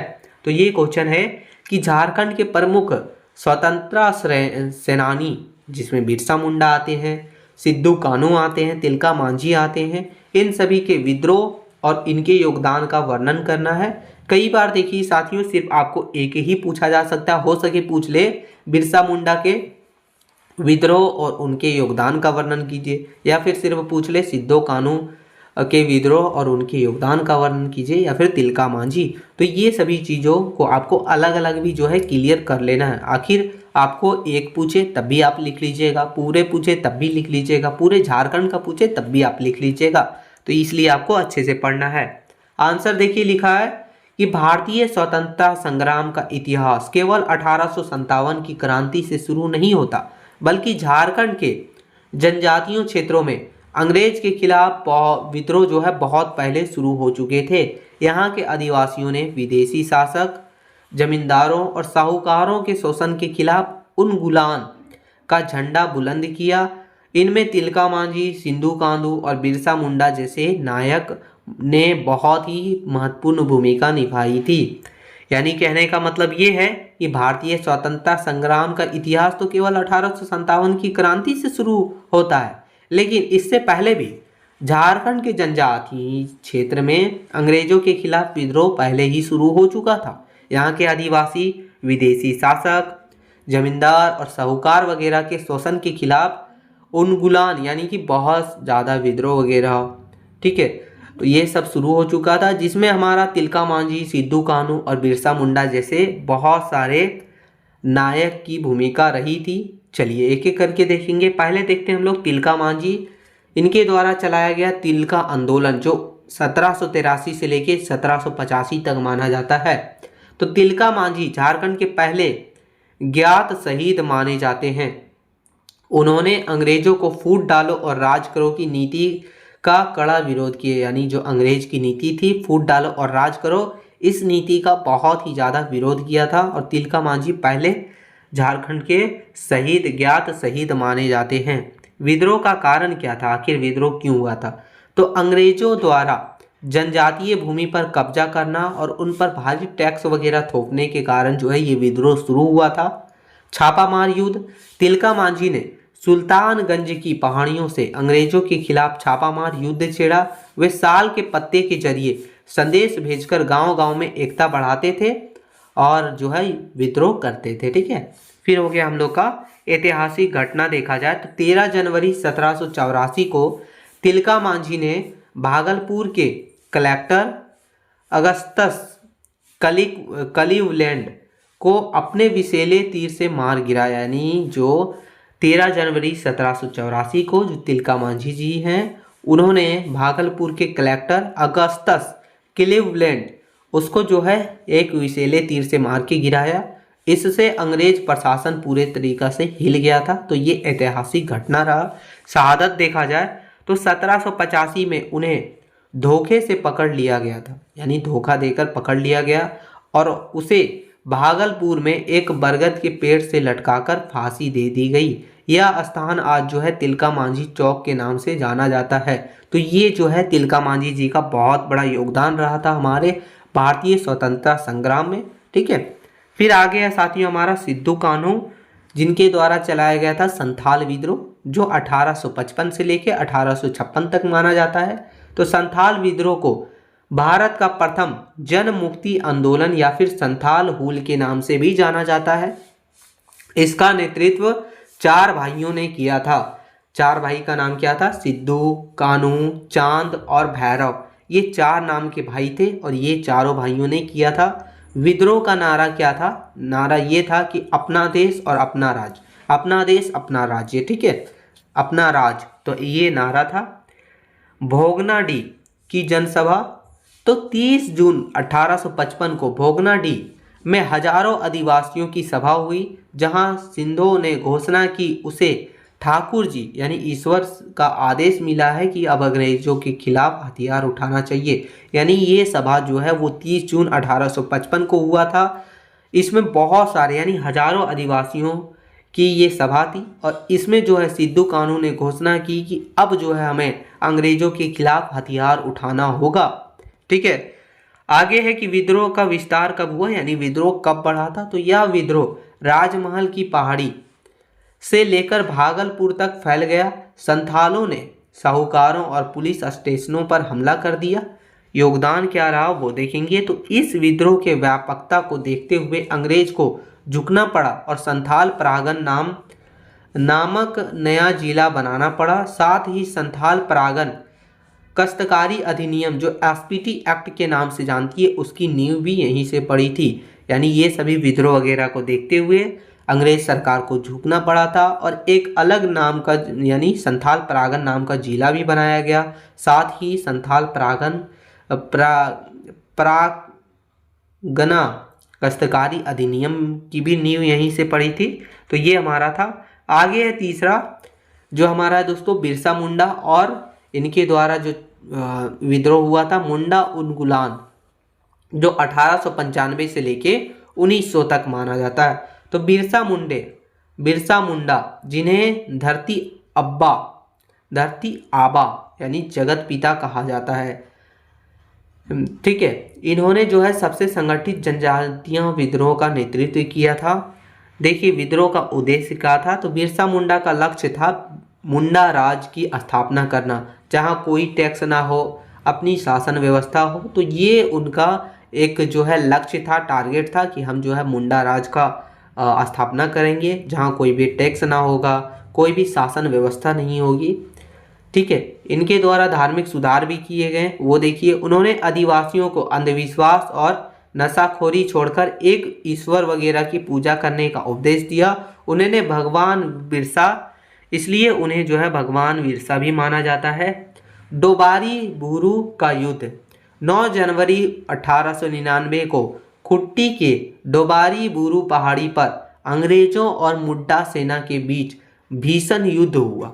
मुंडाओं के पास केवल तीर धनुष थे जबकि अंग्रेजों के पास बंदूक वगैरह थी। तो ये दोनों के बीच जो युद्ध हुआ था, जबकि हथियार में देखा जाए तो अंग्रेजों के पास बंदूक थी और उनके पास सिर्फ तीर धनुष थे। योगदान देखें तो योगदान बिरसा मुंडा के बलिदान के कारण ही 1908 में छोटा नागपुर काश्तकारी अधिनियम सीएनटी एक्ट लागू हुआ, जिसने आदिवासियों की जमीन की रक्षा भी की। तो ये इनके द्वारा बहुत बड़ा योगदान था। यानी झारखंड में जो है हमारा जो भी है तिलका मांझी हैं, सिद्धू कान्हू हैं और हमारा बिरसा मुंडा, इन सभी का जो है बहुत बड़ा योगदान रहा। विद्रोह का महत्व क्या हुआ वो देखिए। तो स्वदेशी शासन की भावना, इन विद्रोहों ने यह साबित कर दिया कि भारतीय किसी भी कीमत पर विदेशी शासन को स्वीकार नहीं करेंगे। जल, जंगल, जमीन की रक्षा, इन सेनानियों ने अपनी जमीन और संस्कृति के संरक्षण के लिए सर्वोच्च बलिदान भी दिए। उसके बाद क्या हुआ, 1857 की क्रांति की प्रेरणा, इन्हीं सभी आंदोलनों ने 1857 की महान क्रांति के लिए एक मजबूत मनोवैज्ञानिक जमीन तैयार किया, मनोवैज्ञानिक सोच तैयार किया। चलिए निष्कर्ष देखते हैं। तो निष्कर्ष लिखा है साथियों कि तिलका मांझी, सिद्धू कान्हू और बिरसा मुंडा केवल स्थानीय नेता नहीं थे, बल्कि वे भारतीय स्वाधीनता संग्राम के प्रकाश स्तंभ थे। उनकी वीरता और त्याग ने न केवल झारखंड को गौरव दिलाया, बल्कि आज भी उनके संघर्ष आदिवासियों और पिछड़ाओं के अधिकारियों की लड़ाई में प्रेरणा का काम करते हैं। तो ये था हमारे झारखंड के सेनानियों के बारे में, सिद्धू कान्हू, तिलका मांझी और बिरसा मुंडा के बारे में। चलिए आगे क्वेश्चन नंबर 8वां देखेंगे साथियों। क्वेश्चन नंबर 8वां है कि भारत की भौगोलिक संरचना का वर्णन कीजिए। यानी कि भारत का जो भौगोलिक संरचना है जिसमें पर्वत, पठार, मैदान वगैरह आते हैं, तो उसका वर्णन करना आपके सिलेबस में दिया गया है, आपको अच्छे से पढ़ना भी पड़ेगा।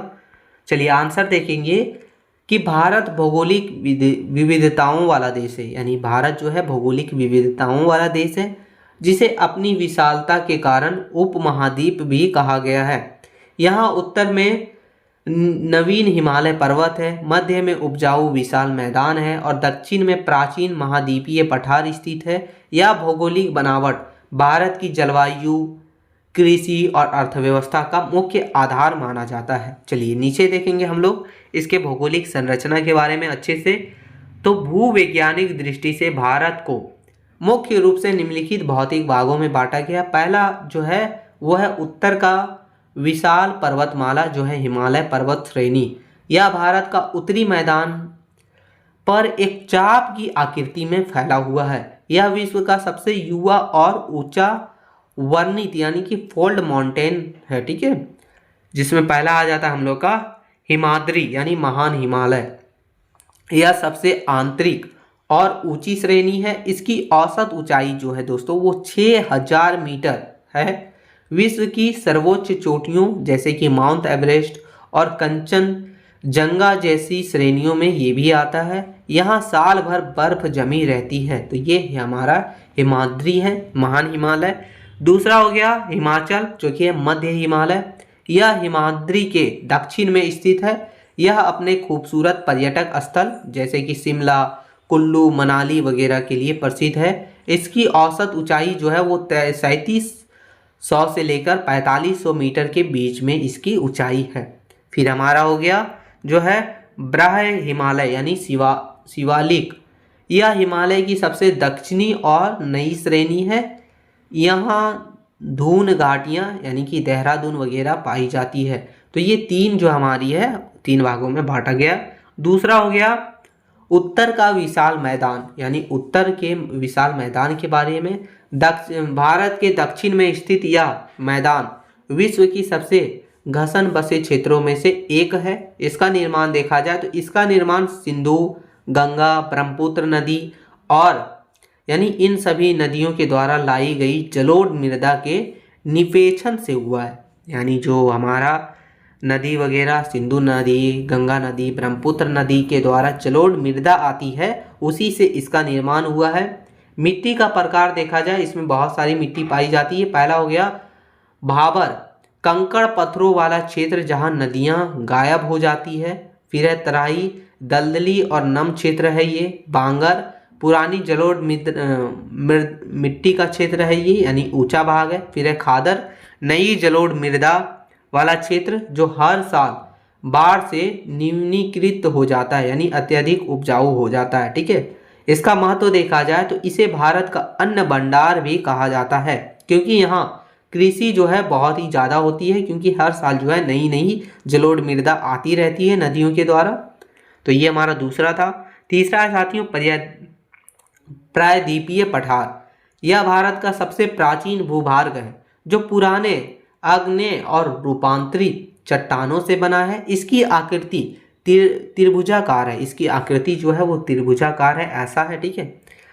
इसका देखेंगे मध्य उच्च भूमि के बारे में, इसमें मालवा का पठार और छोटा नागपुर का पठार वगैरह शामिल है। यह क्षेत्र खनिजों के लिए बहुत ही समृद्ध माना गया है।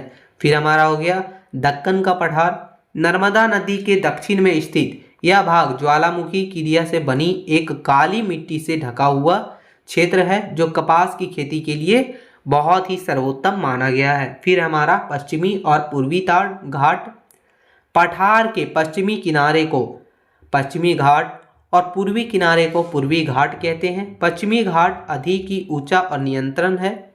तो ये हमारा था तीसरा, ठीक है, पर्यादीपीय पठार। फिर चौथा हो गया हमारा भारतीय मरुस्थल यानी थार का मरुस्थल, आरावली पहाड़ियों के पश्चिमी किनारे पर स्थित यह एक रेतीला मैदान है। यहाँ वर्षा बहुत ही कम होता है और वनस्पति वगैरह का अभाव रहता है, यानी अगर आखिर वर्षा नहीं होगा तो वहाँ वनस्पति वगैरह का अभाव रहेगा ही रहेगा। साथ ही साथ वहाँ रेगिस्तान है। लूनी यहाँ की प्रमुख नदी है, यहाँ की एक प्रमुख नदी है जिसका नाम है लूनी, ठीक है। तो ये हमारा था भारतीय मरुस्थल। फिर पांचवा है तटीय मैदान और द्वीप समूह। तटीय मैदान देखा जाए तो पर्यादीपीय पठार के किनारे पर संकीर्ण तटीय पट्टियाँ हैं।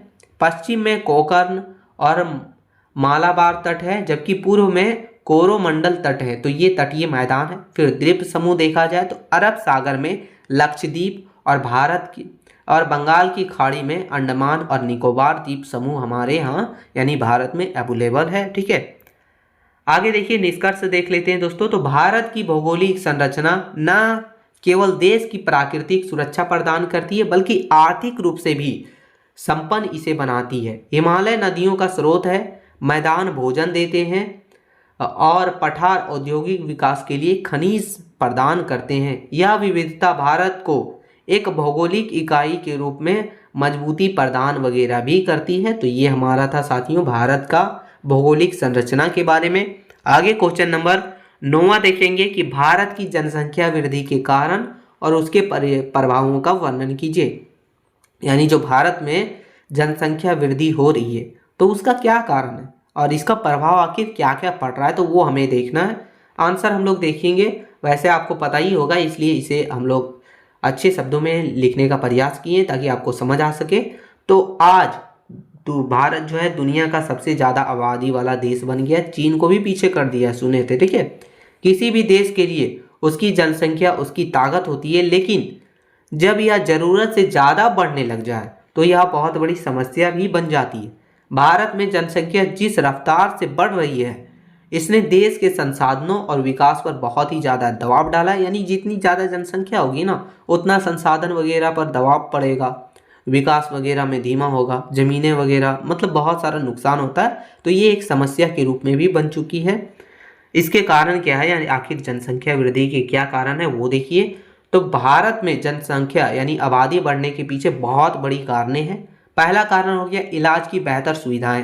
पहले बीमारियां वगैरह हुआ करती थी तो लोग मर जाते थे क्योंकि सुविधाएं वगैरह नहीं थी इलाज की। लेकिन अब क्या है, अब अच्छी दवाएं और अस्पतालों वगैरह की वजह से मृत्यु दर कम हो गई है। लोग अब लंबी उम्र जी रहे हैं जिससे आबादी बढ़ रही है, यानी जन्म ज़्यादा ले रहे हैं, मर कम रहे हैं, जिसके कारण आबादी ज़्यादा बढ़ गई है। इलाज की सुविधाओं के कारण भी जनसंख्या बढ़ रही है। फिर हमारा हो गया दूसरा कारण है अशिक्षा और जागरूकता की कमी। आज भी देश के कई हिस्सों में लोग परिवार नियोजन के महत्व को नहीं समझते, यानी फैमिली प्लानिंग को नहीं समझते। शिक्षा की कमी के कारण लोग छोटे परिवार के फायदे को नहीं जान पाते हैं, ठीक है, जिसके कारण जनसंख्या वृद्धि होती है। फिर जल्दी शादी होना। भारत में कई जगहों पर आज भी लड़के लड़कियों की शादी कम उम्र में कर दी जाती है। कम उम्र में शादी होने से बच्चे के पैदा होने के समय लंबा हो जाता है, जिससे आबादी बहुत ही तेज़ी से बढ़ती है। तो ये भी कारण है। आगे कारण है दोस्तों लड़के की चाहत। भारतीय समाज में आज भी कई परिवार बेटे की चाहत रखते हैं। एक बेटे की उम्मीद में कई घर में बच्चे की संख्या बहुत ज़्यादा हो जाती है। यानी कि आप देखे होंगे आपके आसपास भी आखिर क्या होता है, उन्हें बेटा चाहिए होता है, जिनके कारण बहुत सारे जनसंख्या भी बढ़ जाते हैं। तो इन सभी कारणों से जनसंख्या बढ़ती है। फिर हमारा हो गया आगे गरीबी। गरीब परिवारों में अक्सर यह सोचा जाता है कि जितने बच्चे होंगे उतने ज़्यादा हाथ काम करेंगे और पैसा कमाएंगे, लेकिन असल में ज़्यादा बच्चे होने से गरीबी और बढ़ती है। यानी कि गाँव में ऐसा माना जाता है कि जितना बेटे होंगे या फिर बच्चे होंगे उतना हाथ बढ़ेंगे, उतना काम होगा, उतना पैसा कमाएंगे, लेकिन असल में अगर देखा जाए तो उससे गरीबी और बढ़ती है। तो ये सभी सोच वगैरह के कारण अक्सर जो है जनसंख्या बढ़ती जा रही है। फिर धार्मिक और सामाजिक पुरानी सोच, लोग यानी कुछ लोग का मानना है कि जो बच्चे हैं वो भगवान की देन है, या फैमिली प्लानिंग वगैरह के तरीके को अपनाना गलत समझते हैं। वो उनका मानना है जो हो रहा है वो भगवान की देन है, ऊपर वाले की देन है। तो ये सभी कारणों से जो है जनसंख्या बहुत ही तेज़ी से बढ़ रही है भारत में, और इसका जो है प्रभाव जो है बहुत ही गलत पड़ रहा है। क्या प्रभाव पड़ रहा है वो देखेंगे।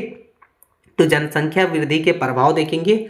जब आबादी बहुत ज़्यादा बढ़ जाती है तो असर पूरे देश पर पड़ता है। पहला असर है वो बेरोजगारी की समस्या। जितने ज़्यादा लोग होंगे उतने ज़्यादा काम की तलाश करेंगे।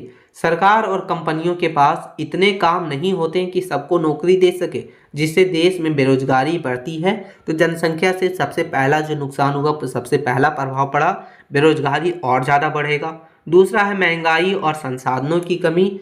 लोग ज़्यादा होंगे तो खाने पीने की चीज़ें, पानी और बिजली की मांग वगैरह बढ़ेगी। मांग बढ़ने से चीज़ें महंगी हो जाती है और सबको पूरी सुविधाएं नहीं मिल पाती है।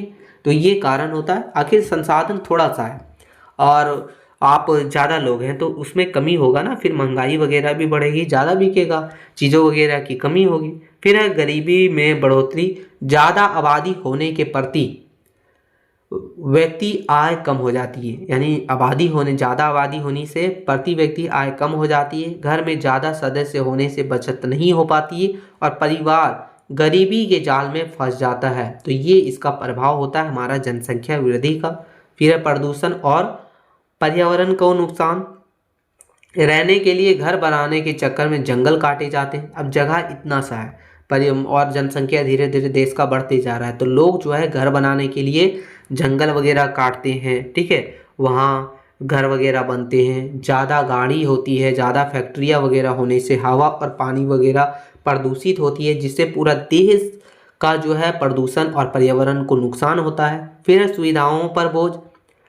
आप बस हो गया, ट्रेन हो गया, अस्पताल हो गया या फिर स्कूल कहीं भी चाहिए, हर जगह भारी भीड़ मिलती है, जिससे सुविधाओं की क्वालिटी खराब हो जाती है और आम आदमी की परेशानी भी होती है। तो ये सभी परेशानी, ये सभी प्रभाव होता है जनसंख्या वृद्धि के। आगे हो गया ज़मीन की कमी। खेती योग्य ज़मीन पर अब मकान और कॉलोनियाँ बन रही है, इससे भविष्य में अनाज की कमी का खतरा पैदा हो सकता है। तो ये सभी प्रभाव होता है जनसंख्या वृद्धि से। कारण प्रभाव दोनों देख लिए। अब देखेंगे जनसंख्या नियंत्रण के कुछ उपाय के बारे में। तो इसे रोकने के लिए निम्नलिखित कदम उठाना अनिवार्य है। पहला हो गया शिक्षा का प्रसार, विशेषकर महिलाओं यानी महिला शिक्षा पर जोर देना चाहिए, क्योंकि शिक्षित महिला परिवार नियोजन यानी फैमिली प्लानिंग को बेहतर समझ पाएगी। ये है। फिर है विवाह की आयु बढ़ाना। लड़के और लड़कियों की शादी की उम्र को सख्ती से लागू करना चाहिए। तो ये है दूसरा तरीका। आगे तीसरा तरीका है जागरूकता अभियान। मीडिया और विज्ञापनों के जरिए हम दो हमारे दो और छोटा परिवार सुखी परिवार के संदेश को घर घर तक पहुंचाना। तो ये सभी चीज़ें। सरकारी प्रोत्साहन। उन परिवारों को सरकारी योजनाओं और नौकरियों की सुविधाओं में प्राथमिकता देनी चाहिए जो छोटे परिवार के नियमों का पालन करते हैं, जिससे लोग देख के वो भी वही चीज़ फॉलो करेंगे। तो ये सभी चीज़ों से जो है जनसंख्या वृद्धि को रोका जा सकता है। निष्कर्ष देखते हैं तो लिखा है दोस्तों कि जनसंख्या वृद्धि भारत के लिए एक गंभीर चुनौती है। अगर हमें एक अमीर और विकसित भारत बनाना है तो हमें आबादी को कंट्रोल करना होगा। इसके लिए लोगों को शिक्षित करना, महिलाओं को जागरूक बनाना और सरकार द्वारा सही नीति वगैरह लागू करना बहुत ज़रूरी है, तभी ये संभव हो पाएगा। तो ये था हमारा क्वेश्चन नंबर 9, जनसंख्या वृद्धि के कारण और प्रभाव वगैरह देख लिए हम लोग। आगे क्वेश्चन नंबर 10वां है कि भारतीय संविधान के मौलिक अधिकारों का वर्णन कीजिए। ये आपका सिलेबस में भी दिया गया, आप जाके देख सकते हैं, ठीक है, और बहुत ज़्यादा इंपॉर्टेंट भी है। तो आंसर है साथियों कि भारतीय संविधान के भाग 3 यानी जो हमारा अनुच्छेद 12 से 35 तक है उसमें मौलिक अधिकारों का वर्णन किया गया है और इसे भारत का मैग्ना कार्टा यानी अधिकार पत्र कहा जाता है। ये अधिकार अमेरिका के संविधान से प्रेरित है। इसका मुख्य उद्देश्य ये है कि देश में लोकतांत्रिक और कानून का शासन स्थापित करना है। ये अधिकार न्याय संगत यानी कि इसके हनन होने पर नागरिक सीधे सुप्रीम कोर्ट या हाई कोर्ट जा सकता है। ये सभी रूल बनाई गई है संविधान के भाग 3 में। जो अनुच्छेद 12 से 35 तक है वो भारत के सभी मौलिक अधिकारों वगैरह का वर्णन करने के लिए। चलिए आगे देखेंगे, अच्छे से समझेंगे। तो समानता का अधिकार पहला हो गया हमारा समानता का अधिकार जो अनुच्छेद 14 से लेकर 18 में दिया गया है। यह अधिकार भारतीय लोकतंत्र का आधार है। इसका उद्देश्य जो है समाज से भेदभाव वगैरह मिटाना है। तो ये समानता का अधिकार है जिसमें अनुच्छेद 14 में दिया गया है कि विधि के समक्ष समानता यानी कानून वगैरह के नज़र में सब बराबर होना चाहिए। ये अनुच्छेद 14 में है। आखिर ऐसा तो नहीं होता है लेकिन ये है, ठीक है। 15 है अनुच्छेद 15 जिसमें धर्म हो गया, मूल वंश हो गया, जाति हो गया, लिंग या फिर जन्म स्थान के आधार पर किसी के पास भी यानी किसी पर भी जो है भेदभाव नहीं होना चाहिए। ये अनुच्छेद 15 में दिया गया है। फिर हमारा अनुच्छेद 16 है साथियों जो है लोक नियोजन यानी सरकारी नौकरी वगैरह के अवसर में सबको जो है अवसर मिलना चाहिए, सबको समानता मिलनी चाहिए। ये अनुच्छेद 16 में है। अनुच्छेद 17 है अप्रदर्शिता यानी छुआछूत वगैरह का अंत। ये एक दंडनीय अपराध है। ये अनुच्छेद 17 में दिया गया है। और अनुच्छेद 18 है कि उपाधियों का अंत यानी सेना और शिक्षा वगैरह को छोड़ के किसी को भी उपाधि वगैरह नहीं मिलना चाहिए। ये अनुच्छेद 18 में। तो ये था हमारा पहला समानता का अधिकार। दूसरा है हमारा स्वतंत्रता का अधिकार जो कि अनुच्छेद 19 से लेके अनुच्छेद 22 तक दिया गया है। चलिए समझेंगे। तो बोल रहा है कि यह नागरिकों को व्यक्तित्व विकास के लिए आज़ादी सुनिश्चित कराता है, ठीक है, करता है।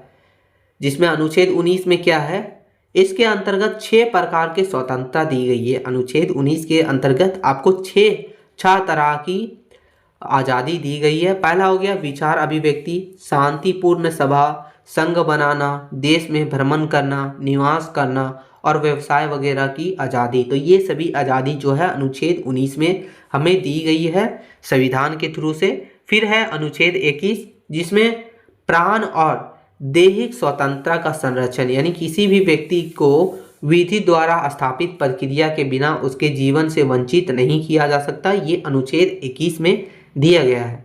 फिर हमारा हो गया अनुच्छेद 21A शिक्षा का अधिकार। ये जो है 6 से लेकर 14 वर्ष के बच्चों के लिए अनिवार्य शिक्षा के लिए ये शिक्षा का अधिकार अनुच्छेद 21A में दिया गया है। फिर हमारा आगे जो है दोस्तों, आगे जो है वो शोषण के विरुद्ध अधिकार जो कि अनुच्छेद 23 से लेकर अनुच्छेद 24 में दिया गया है। चलिए इसे हम लोग समझेंगे। तो यह अधिकार समाज के कमजोर वर्गों और बच्चों वगैरह के सुरक्षा के लिए किया गया है, ठीक है। अनुच्छेद 23 जो है मानव तस्करी और बेगार यानी जबरन मजदूरी वगैरह पर पूरी तरीका से रोक लगाने के लिए ये अनुच्छेद 23 का हक हमें दिया गया है, मौलिक अधिकार दिया गया है। फिर अनुच्छेद 24 इसमें 14 वर्ष से कम आयु के लोगों को यानी 14 वर्ष से कम आयु के बच्चों को कारखाने हो गया या फिर किसी भी तरीका से खाने या फिर अन्य खतरनाक कार्यों में लगाने का पूरी तरीका से निषेध है। तो ये अनुच्छेद 24 में दिया गया है। अब हम लोग देखेंगे धार्मिक स्वतंत्रता का अधिकार जो कि अनुच्छेद 25 से लेकर 28 में दिया गया है। चूँकि भारत एक धर्मनिरपेक्ष देश है अतः यहाँ अधिकार सभी को प्राप्त है। तो ये दिया गया है कि प्रत्येक व्यक्ति को अपना यानी अपने अंतकरण के अनुसार अपनी किसी भी धर्म को मानने, आचरण करने और उसका प्रचार वगैरह करने की पूरी स्वतंत्रता दी गई है हमारा। फिर धार्मिक कार्य के प्रबंधन और धार्मिक शिक्षाओं के संबंध में भी स्वतंत्रता दी गई है। ये अनुच्छेद 25 और 28 में, ठीक है, 25 से 28 में। आगे हमारा हो गया दोस्तों सांस्कृतिक और शिक्षा संबंधी अधिकार जो कि अनुच्छेद 29 से 30 में दिया गया है। यह मुख्य रूप से अल्पसंख्यकों यानी कि माइनॉरिटीज वगैरह के लिए उनके हितों की रक्षा के लिए ये दिया गया है। तो अल्पसंख्यक वर्गों को अपनी भाषा लिपि और संस्कृति को सुरक्षित रखने के लिए ये अधिकार दिया गया हमारा। फिर है उन्हें अपने पसंद की शिक्षण संस्थान स्थापित करने और उसका प्रशासन करने का भी अधिकार दिया गया। तो ये सभी जो है हमारा मौलिक अधिकार था। निष्कर्ष देखते हैं तो लिखा है साथियों, निष्कर्ष है कि मौलिक अधिकार भारतीय लोकतंत्र के आधार स्तंभ है। ये सरकार की शक्तियों पर अंकुश लाते हैं और नागरिकों को आज़ादी और सुरक्षा प्रदान करते हैं। इसके बिना एक स्वतंत्र और विकसित समाज की कल्पना करना बहुत ही असंभव माना गया है। तो ये हमारा मौलिक अधिकारों के बारे में था। बहुत ही इंपॉर्टेंट क्वेश्चन है, आपको हर हाल में कंप्लीट कर लेना है। आगे क्वेश्चन नंबर 11 देखेंगे साथियों कि भारतीय अर्थव्यवस्था के विकास में कृषि, उद्योग एवं व्यापार की भूमिका का वर्णन कीजिए। यानी इन सभी का क्या भूमिका रहता है हमारे भारतीय अर्थव्यवस्था में। आंसर समझेंगे तो भारतीय अर्थव्यवस्था के विकास में कृषि, उद्योग और व्यापार तीन मुख्य स्तंभ हैं। कृषि जहां देश को खाद्य सुरक्षा और कच्चा माल प्रदान करती है, वहीं उद्योग विकास के इंजन के रूप में रोजगार और आधुनिकता लाते हैं। व्यापार इन दोनों क्षेत्रों को बाजार से जोड़कर देश को आर्थिक मजबूत प्रदान करता है। इन तीनों का आपसी तालमेल ही भारत को प्रगति का आधार बनाता है। यानी कहने का मतलब ये है, ये जो है ये तीनों जो है वो व्यापार का यानी अर्थव्यवस्था का मुख्य स्तंभ माना जाता है।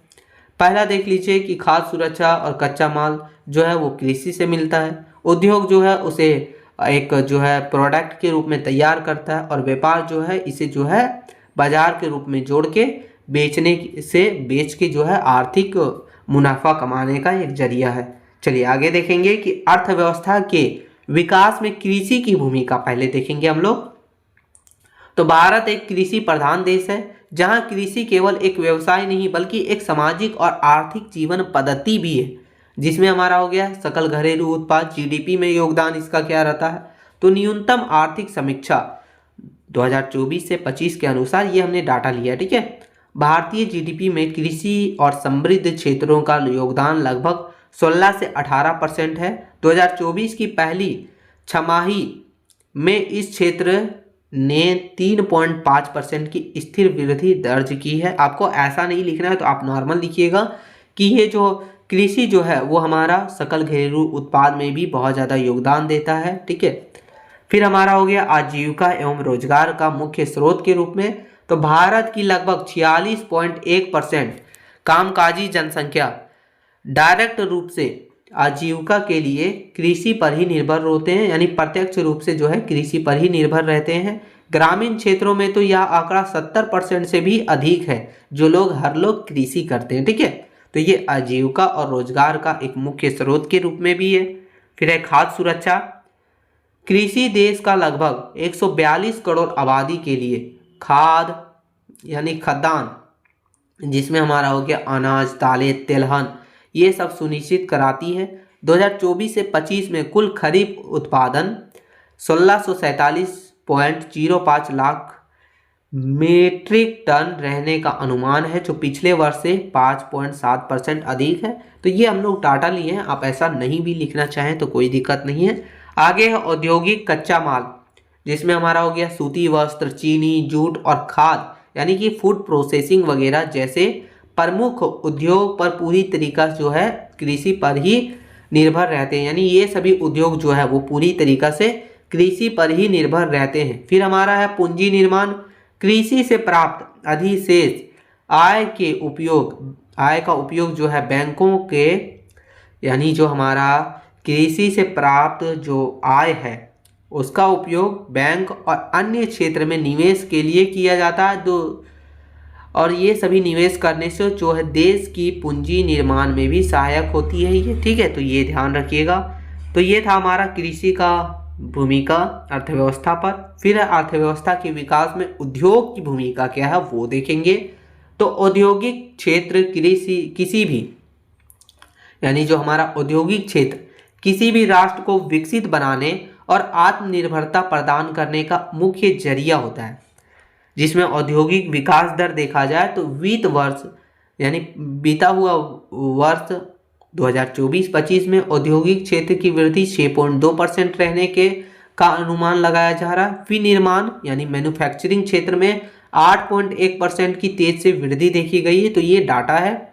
आगे देखा जाए तो रोजगार के नए अवसर, कृषि पर बढ़ते जनसंख्या के दबाव को कम करने के लिए औद्योगिक क्षेत्र अतिरिक्त श्रम बल को खपाने का काम करता है। अकेले एलपीआई यानी कि उत्पादन आधारित प्रोत्साहन योजना वगैरह के जरिए सितंबर 2025 से 2025 तक यानी सितंबर 2025 तक 12.6 लाख से अधिक नौकरियां पैदा करने का भी काम किया है। ये हमारा औद्योगिक क्षेत्र। फिर आगे साथियों, कृषि का औद्योगिकरण, उद्योगों द्वारा निर्मित ट्रैक्टर, हार्वेस्टर, उर्वरक और कीटनाशक वगैरह कृषि को अधिक उत्पादक और आधुनिक बनाने के लिए भी ये हमारा उद्योग वगैरह भूमिका निभाते हैं। फिर है बुनियादी ढांचे वगैरह का विकास, सड़क हो गया, बिजली हो गया, बंदरगाह और डिजिटल कनेक्टिविटी जैसे क्षेत्र का विकास उद्योग के वृद्धि से सीधा जुड़ा हुआ है। भारत आज दुनिया का तीसरा सबसे बड़ा घरेलू विपणन बाजार बन गया है। तो ये सभी कारण है हमारा औद्योगिक क्षेत्र का, उद्योगों वगैरह का। फिर है नवाचार और नवाचार, ठीक है। भारत वैश्विक नवाचार सूचांक में 2019 के 66वें स्थान से बढ़कर 2025 के 38वें स्थान पर आ पहुंचा है। तो ये सभी जो है योगदान रहा है हमारा अर्थव्यवस्था में उद्योग का।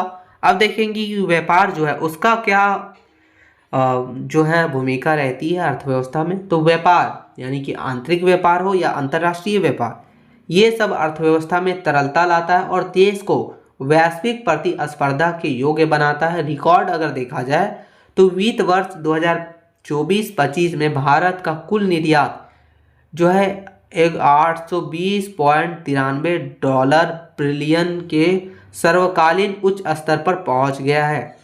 सेवा क्षेत्र की शक्ति देखा जाए तो भारत की सेवा का निर्यात विशेष रूप से आईटी यानी इंफॉर्मेशन टेक्नोलॉजी और व्यावसायिक व्यवसायों के कारण $387.54 बिलियन तक पहुंच गया है, जो देश के व्यापार घाटे को कम करने में बहुत ज़्यादा मदद करता है।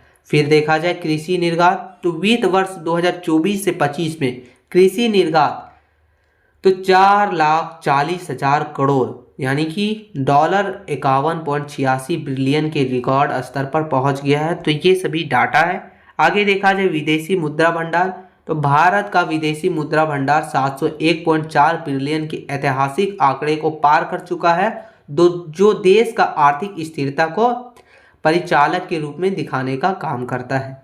फिर देखा जाए बाजार विस्तार, व्यापार के माध्यम से मेक इन इंडिया उत्पादकों को अमेरिका, संयुक्त अरब अमीरात और यूरोपीय देशों जैसे वैश्विक व्यापारों तक पहुंचाने का काम किया है ये हमारा व्यापार, ठीक है। अब निष्कर्ष देख लेते हैं दोस्तों। तो सीधे शब्दों में कहा जाए तो कृषि हमें खाना देती है, यानी कृषि से हमें खाना कच्चा माल देती है, उद्योग नई चीज़ें और नौकरियां बनाते हैं और व्यापार इन सामानों को दुनिया भर में बेचकर पैसा कमाता है। जब ये तीनों मिलकर काम करते हैं तभी देश की तरक्की करता है, देश की तरक्की होती है और लोगों का जीवन भी बेहतर होता है। तो ये हमारा था, बहुत ही इंपॉर्टेंट क्वेश्चन भी था, आप अच्छे से कर लिए होंगे। आगे क्वेश्चन नंबर 12 है दोस्तों, बहुत ही इंपॉर्टेंट क्वेश्चन है क्योंकि आप पढ़ भी रहे हैं विनोबा भावे यूनिवर्सिटी में और ये नाम दिया गया था आचार्य विनोबा भावे के थ्रू से। तो ये क्वेश्चन है आपके सिलेबस का लास्ट में दिया गया है कि आचार्य विनोबा भावे के भूदान संबंधी विचारों का वर्णन कीजिए, यानी उनके द्वारा जो भूदान संबंधी विचार थे उनका, तो उनका वर्णन करना है। तो चलिए समझते हैं। तो भूदान का अर्थ क्या होता है ये समझिए। भूदान का अर्थ होता है भूमि का दान।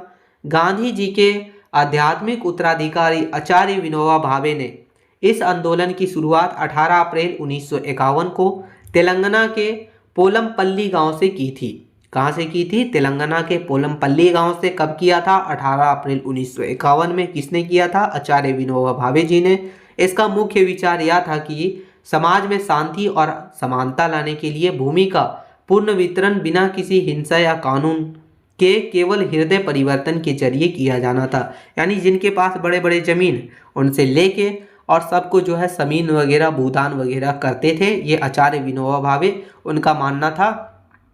यानी इनका ये उद्देश्य ये था कि समाज में शांति और समानता लाई जाए। ठीक है, तो ये था। आगे देखेंगे हम लोग कि भूदान आंदोलन का उद्भव यानी शुरुआत कब हुआ। तो इस आंदोलन की शुरुआत 18 अप्रैल 1951 को आंध्र प्रदेश यानी अब तेलंगाना जो हो चुका है उसका पोचमपल्ली गांव से हुई थी। ऐतिहासिक घटना देखा जाए तो पोचमपल्ली में जब भूमिहीन दलितों ने अपने गुजर बसर के लिए 80 एकड़ जमीन की मांग की, तब विनोबा जी की एक अपील पर स्थानीय जमींदार वी रामचंद्र रेड्डी ने अपने 100 एकड़ की जमीन खुशी खुशी दान कर दी। यानी इन्होंने पहले 100 एकड़ की जमीन विनोबा भावे जी को दिए, उसके बाद उन्होंने क्या किया, वो जमीन को विनोबा भावे ने यह विश्वास दिलाया कि प्रेम और करुणा से भूमि समस्या का समाधान संभव हो पाएगा। तो फिर इन्होंने जो भी भूमिहीन व्यक्ति थे उन्हें भूमि वगैरह दान दिए। ठीक है, तो ये था ऐतिहासिक घटना। आगे देखेंगे कि भूदान संबंधी विचार यानी प्रमुख विचार के बारे में। तो विनोबा भावे का भूदान संबंधी दर्शन निम्नलिखित सिद्धांतों पर आधारित है। पहला है सर्वे भूमि गोपाल की, जो कि विनोबा जी का मानना था कि हवा और पानी की तरह भूमि भी प्रकृति यानी ईश्वर की देन है, इस पर किसी का व्यक्तित्व अधिकार होना अनैतिक है। उनका विचार था कि भूमि का स्वामी पूरा समाज होना चाहिए, यानी भूमि का मालिक जो है वो पूरा समाज होना चाहिए, सभी जो है उसके हकदार होने चाहिए, ऐसा मानना था। छठे पुत्र की अवधारणा, वे जमींदार से कहते थे कि यदि आपके पास 5 पुत्र है, यानी यदि आपके 5 पुत्र है तो आप मुझे अपना छठा पुत्र मानिए और मेरे हिस्से की जमीन यानी कुल जमीन का 1.6 भाग मुझे दे दीजिए। वे इसे दान नहीं बल्कि न्याय या फिर अंश मानते। यानी कहने का मतलब ये है, जो विनोबा भावे जी थे वो बड़े बड़े जमींदार के पास जाते थे, वे बोलते थे कि अगर आपका मान लीजिए 5 बेटे हैं तो आप समझ लीजिए छठा बेटा हमें, और आप जो है वही हिस्सा में से जो 5 को दीजिएगा उसी तरीका से हिस्सा हमें भी थोड़ा सा दे दीजिए। और उसी तरीका से वो जो है जमीन पहले लेते थे, फिर जो भूमिहीन व्यक्ति हैं उन्हें वो जमीन दान दिया करते थे, जो कि भूदान के नाम से जाना जाता है। फिर है हृदय परिवर्तन।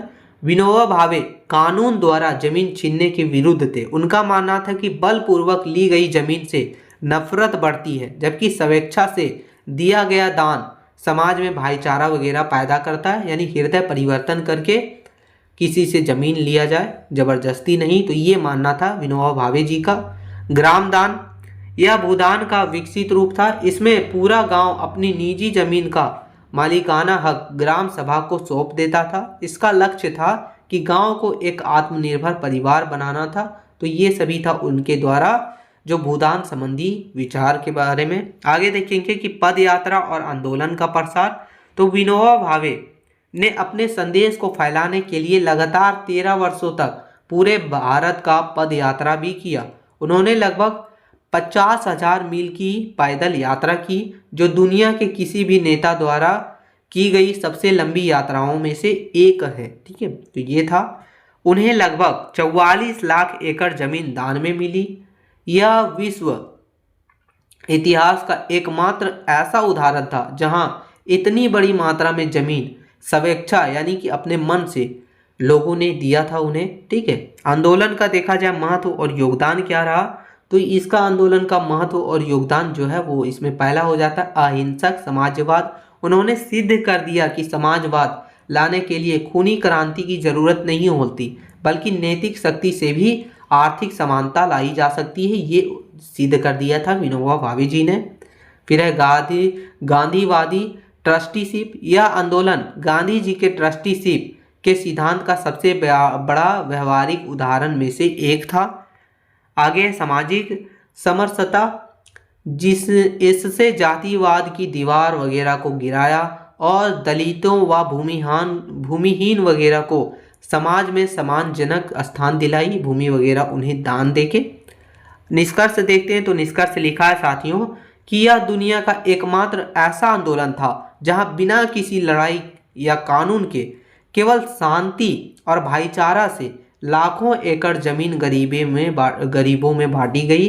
तो ये हमारा था आचार्य विनोबा भावे के द्वारा भूदान संबंधी जो भी भूदान की जो भी विशेषताएं वगैरह थी वो हमने देखा। तो ये हमने जो है आपके सिलेबस के अकॉर्डिंग जो भी इम्पोर्टेंट क्वेश्चन था वो लिए हैं। देखिए बहुत सारे लोग बोलते हैं कि इतना क्वेश्चन में मैच कर जाएगा।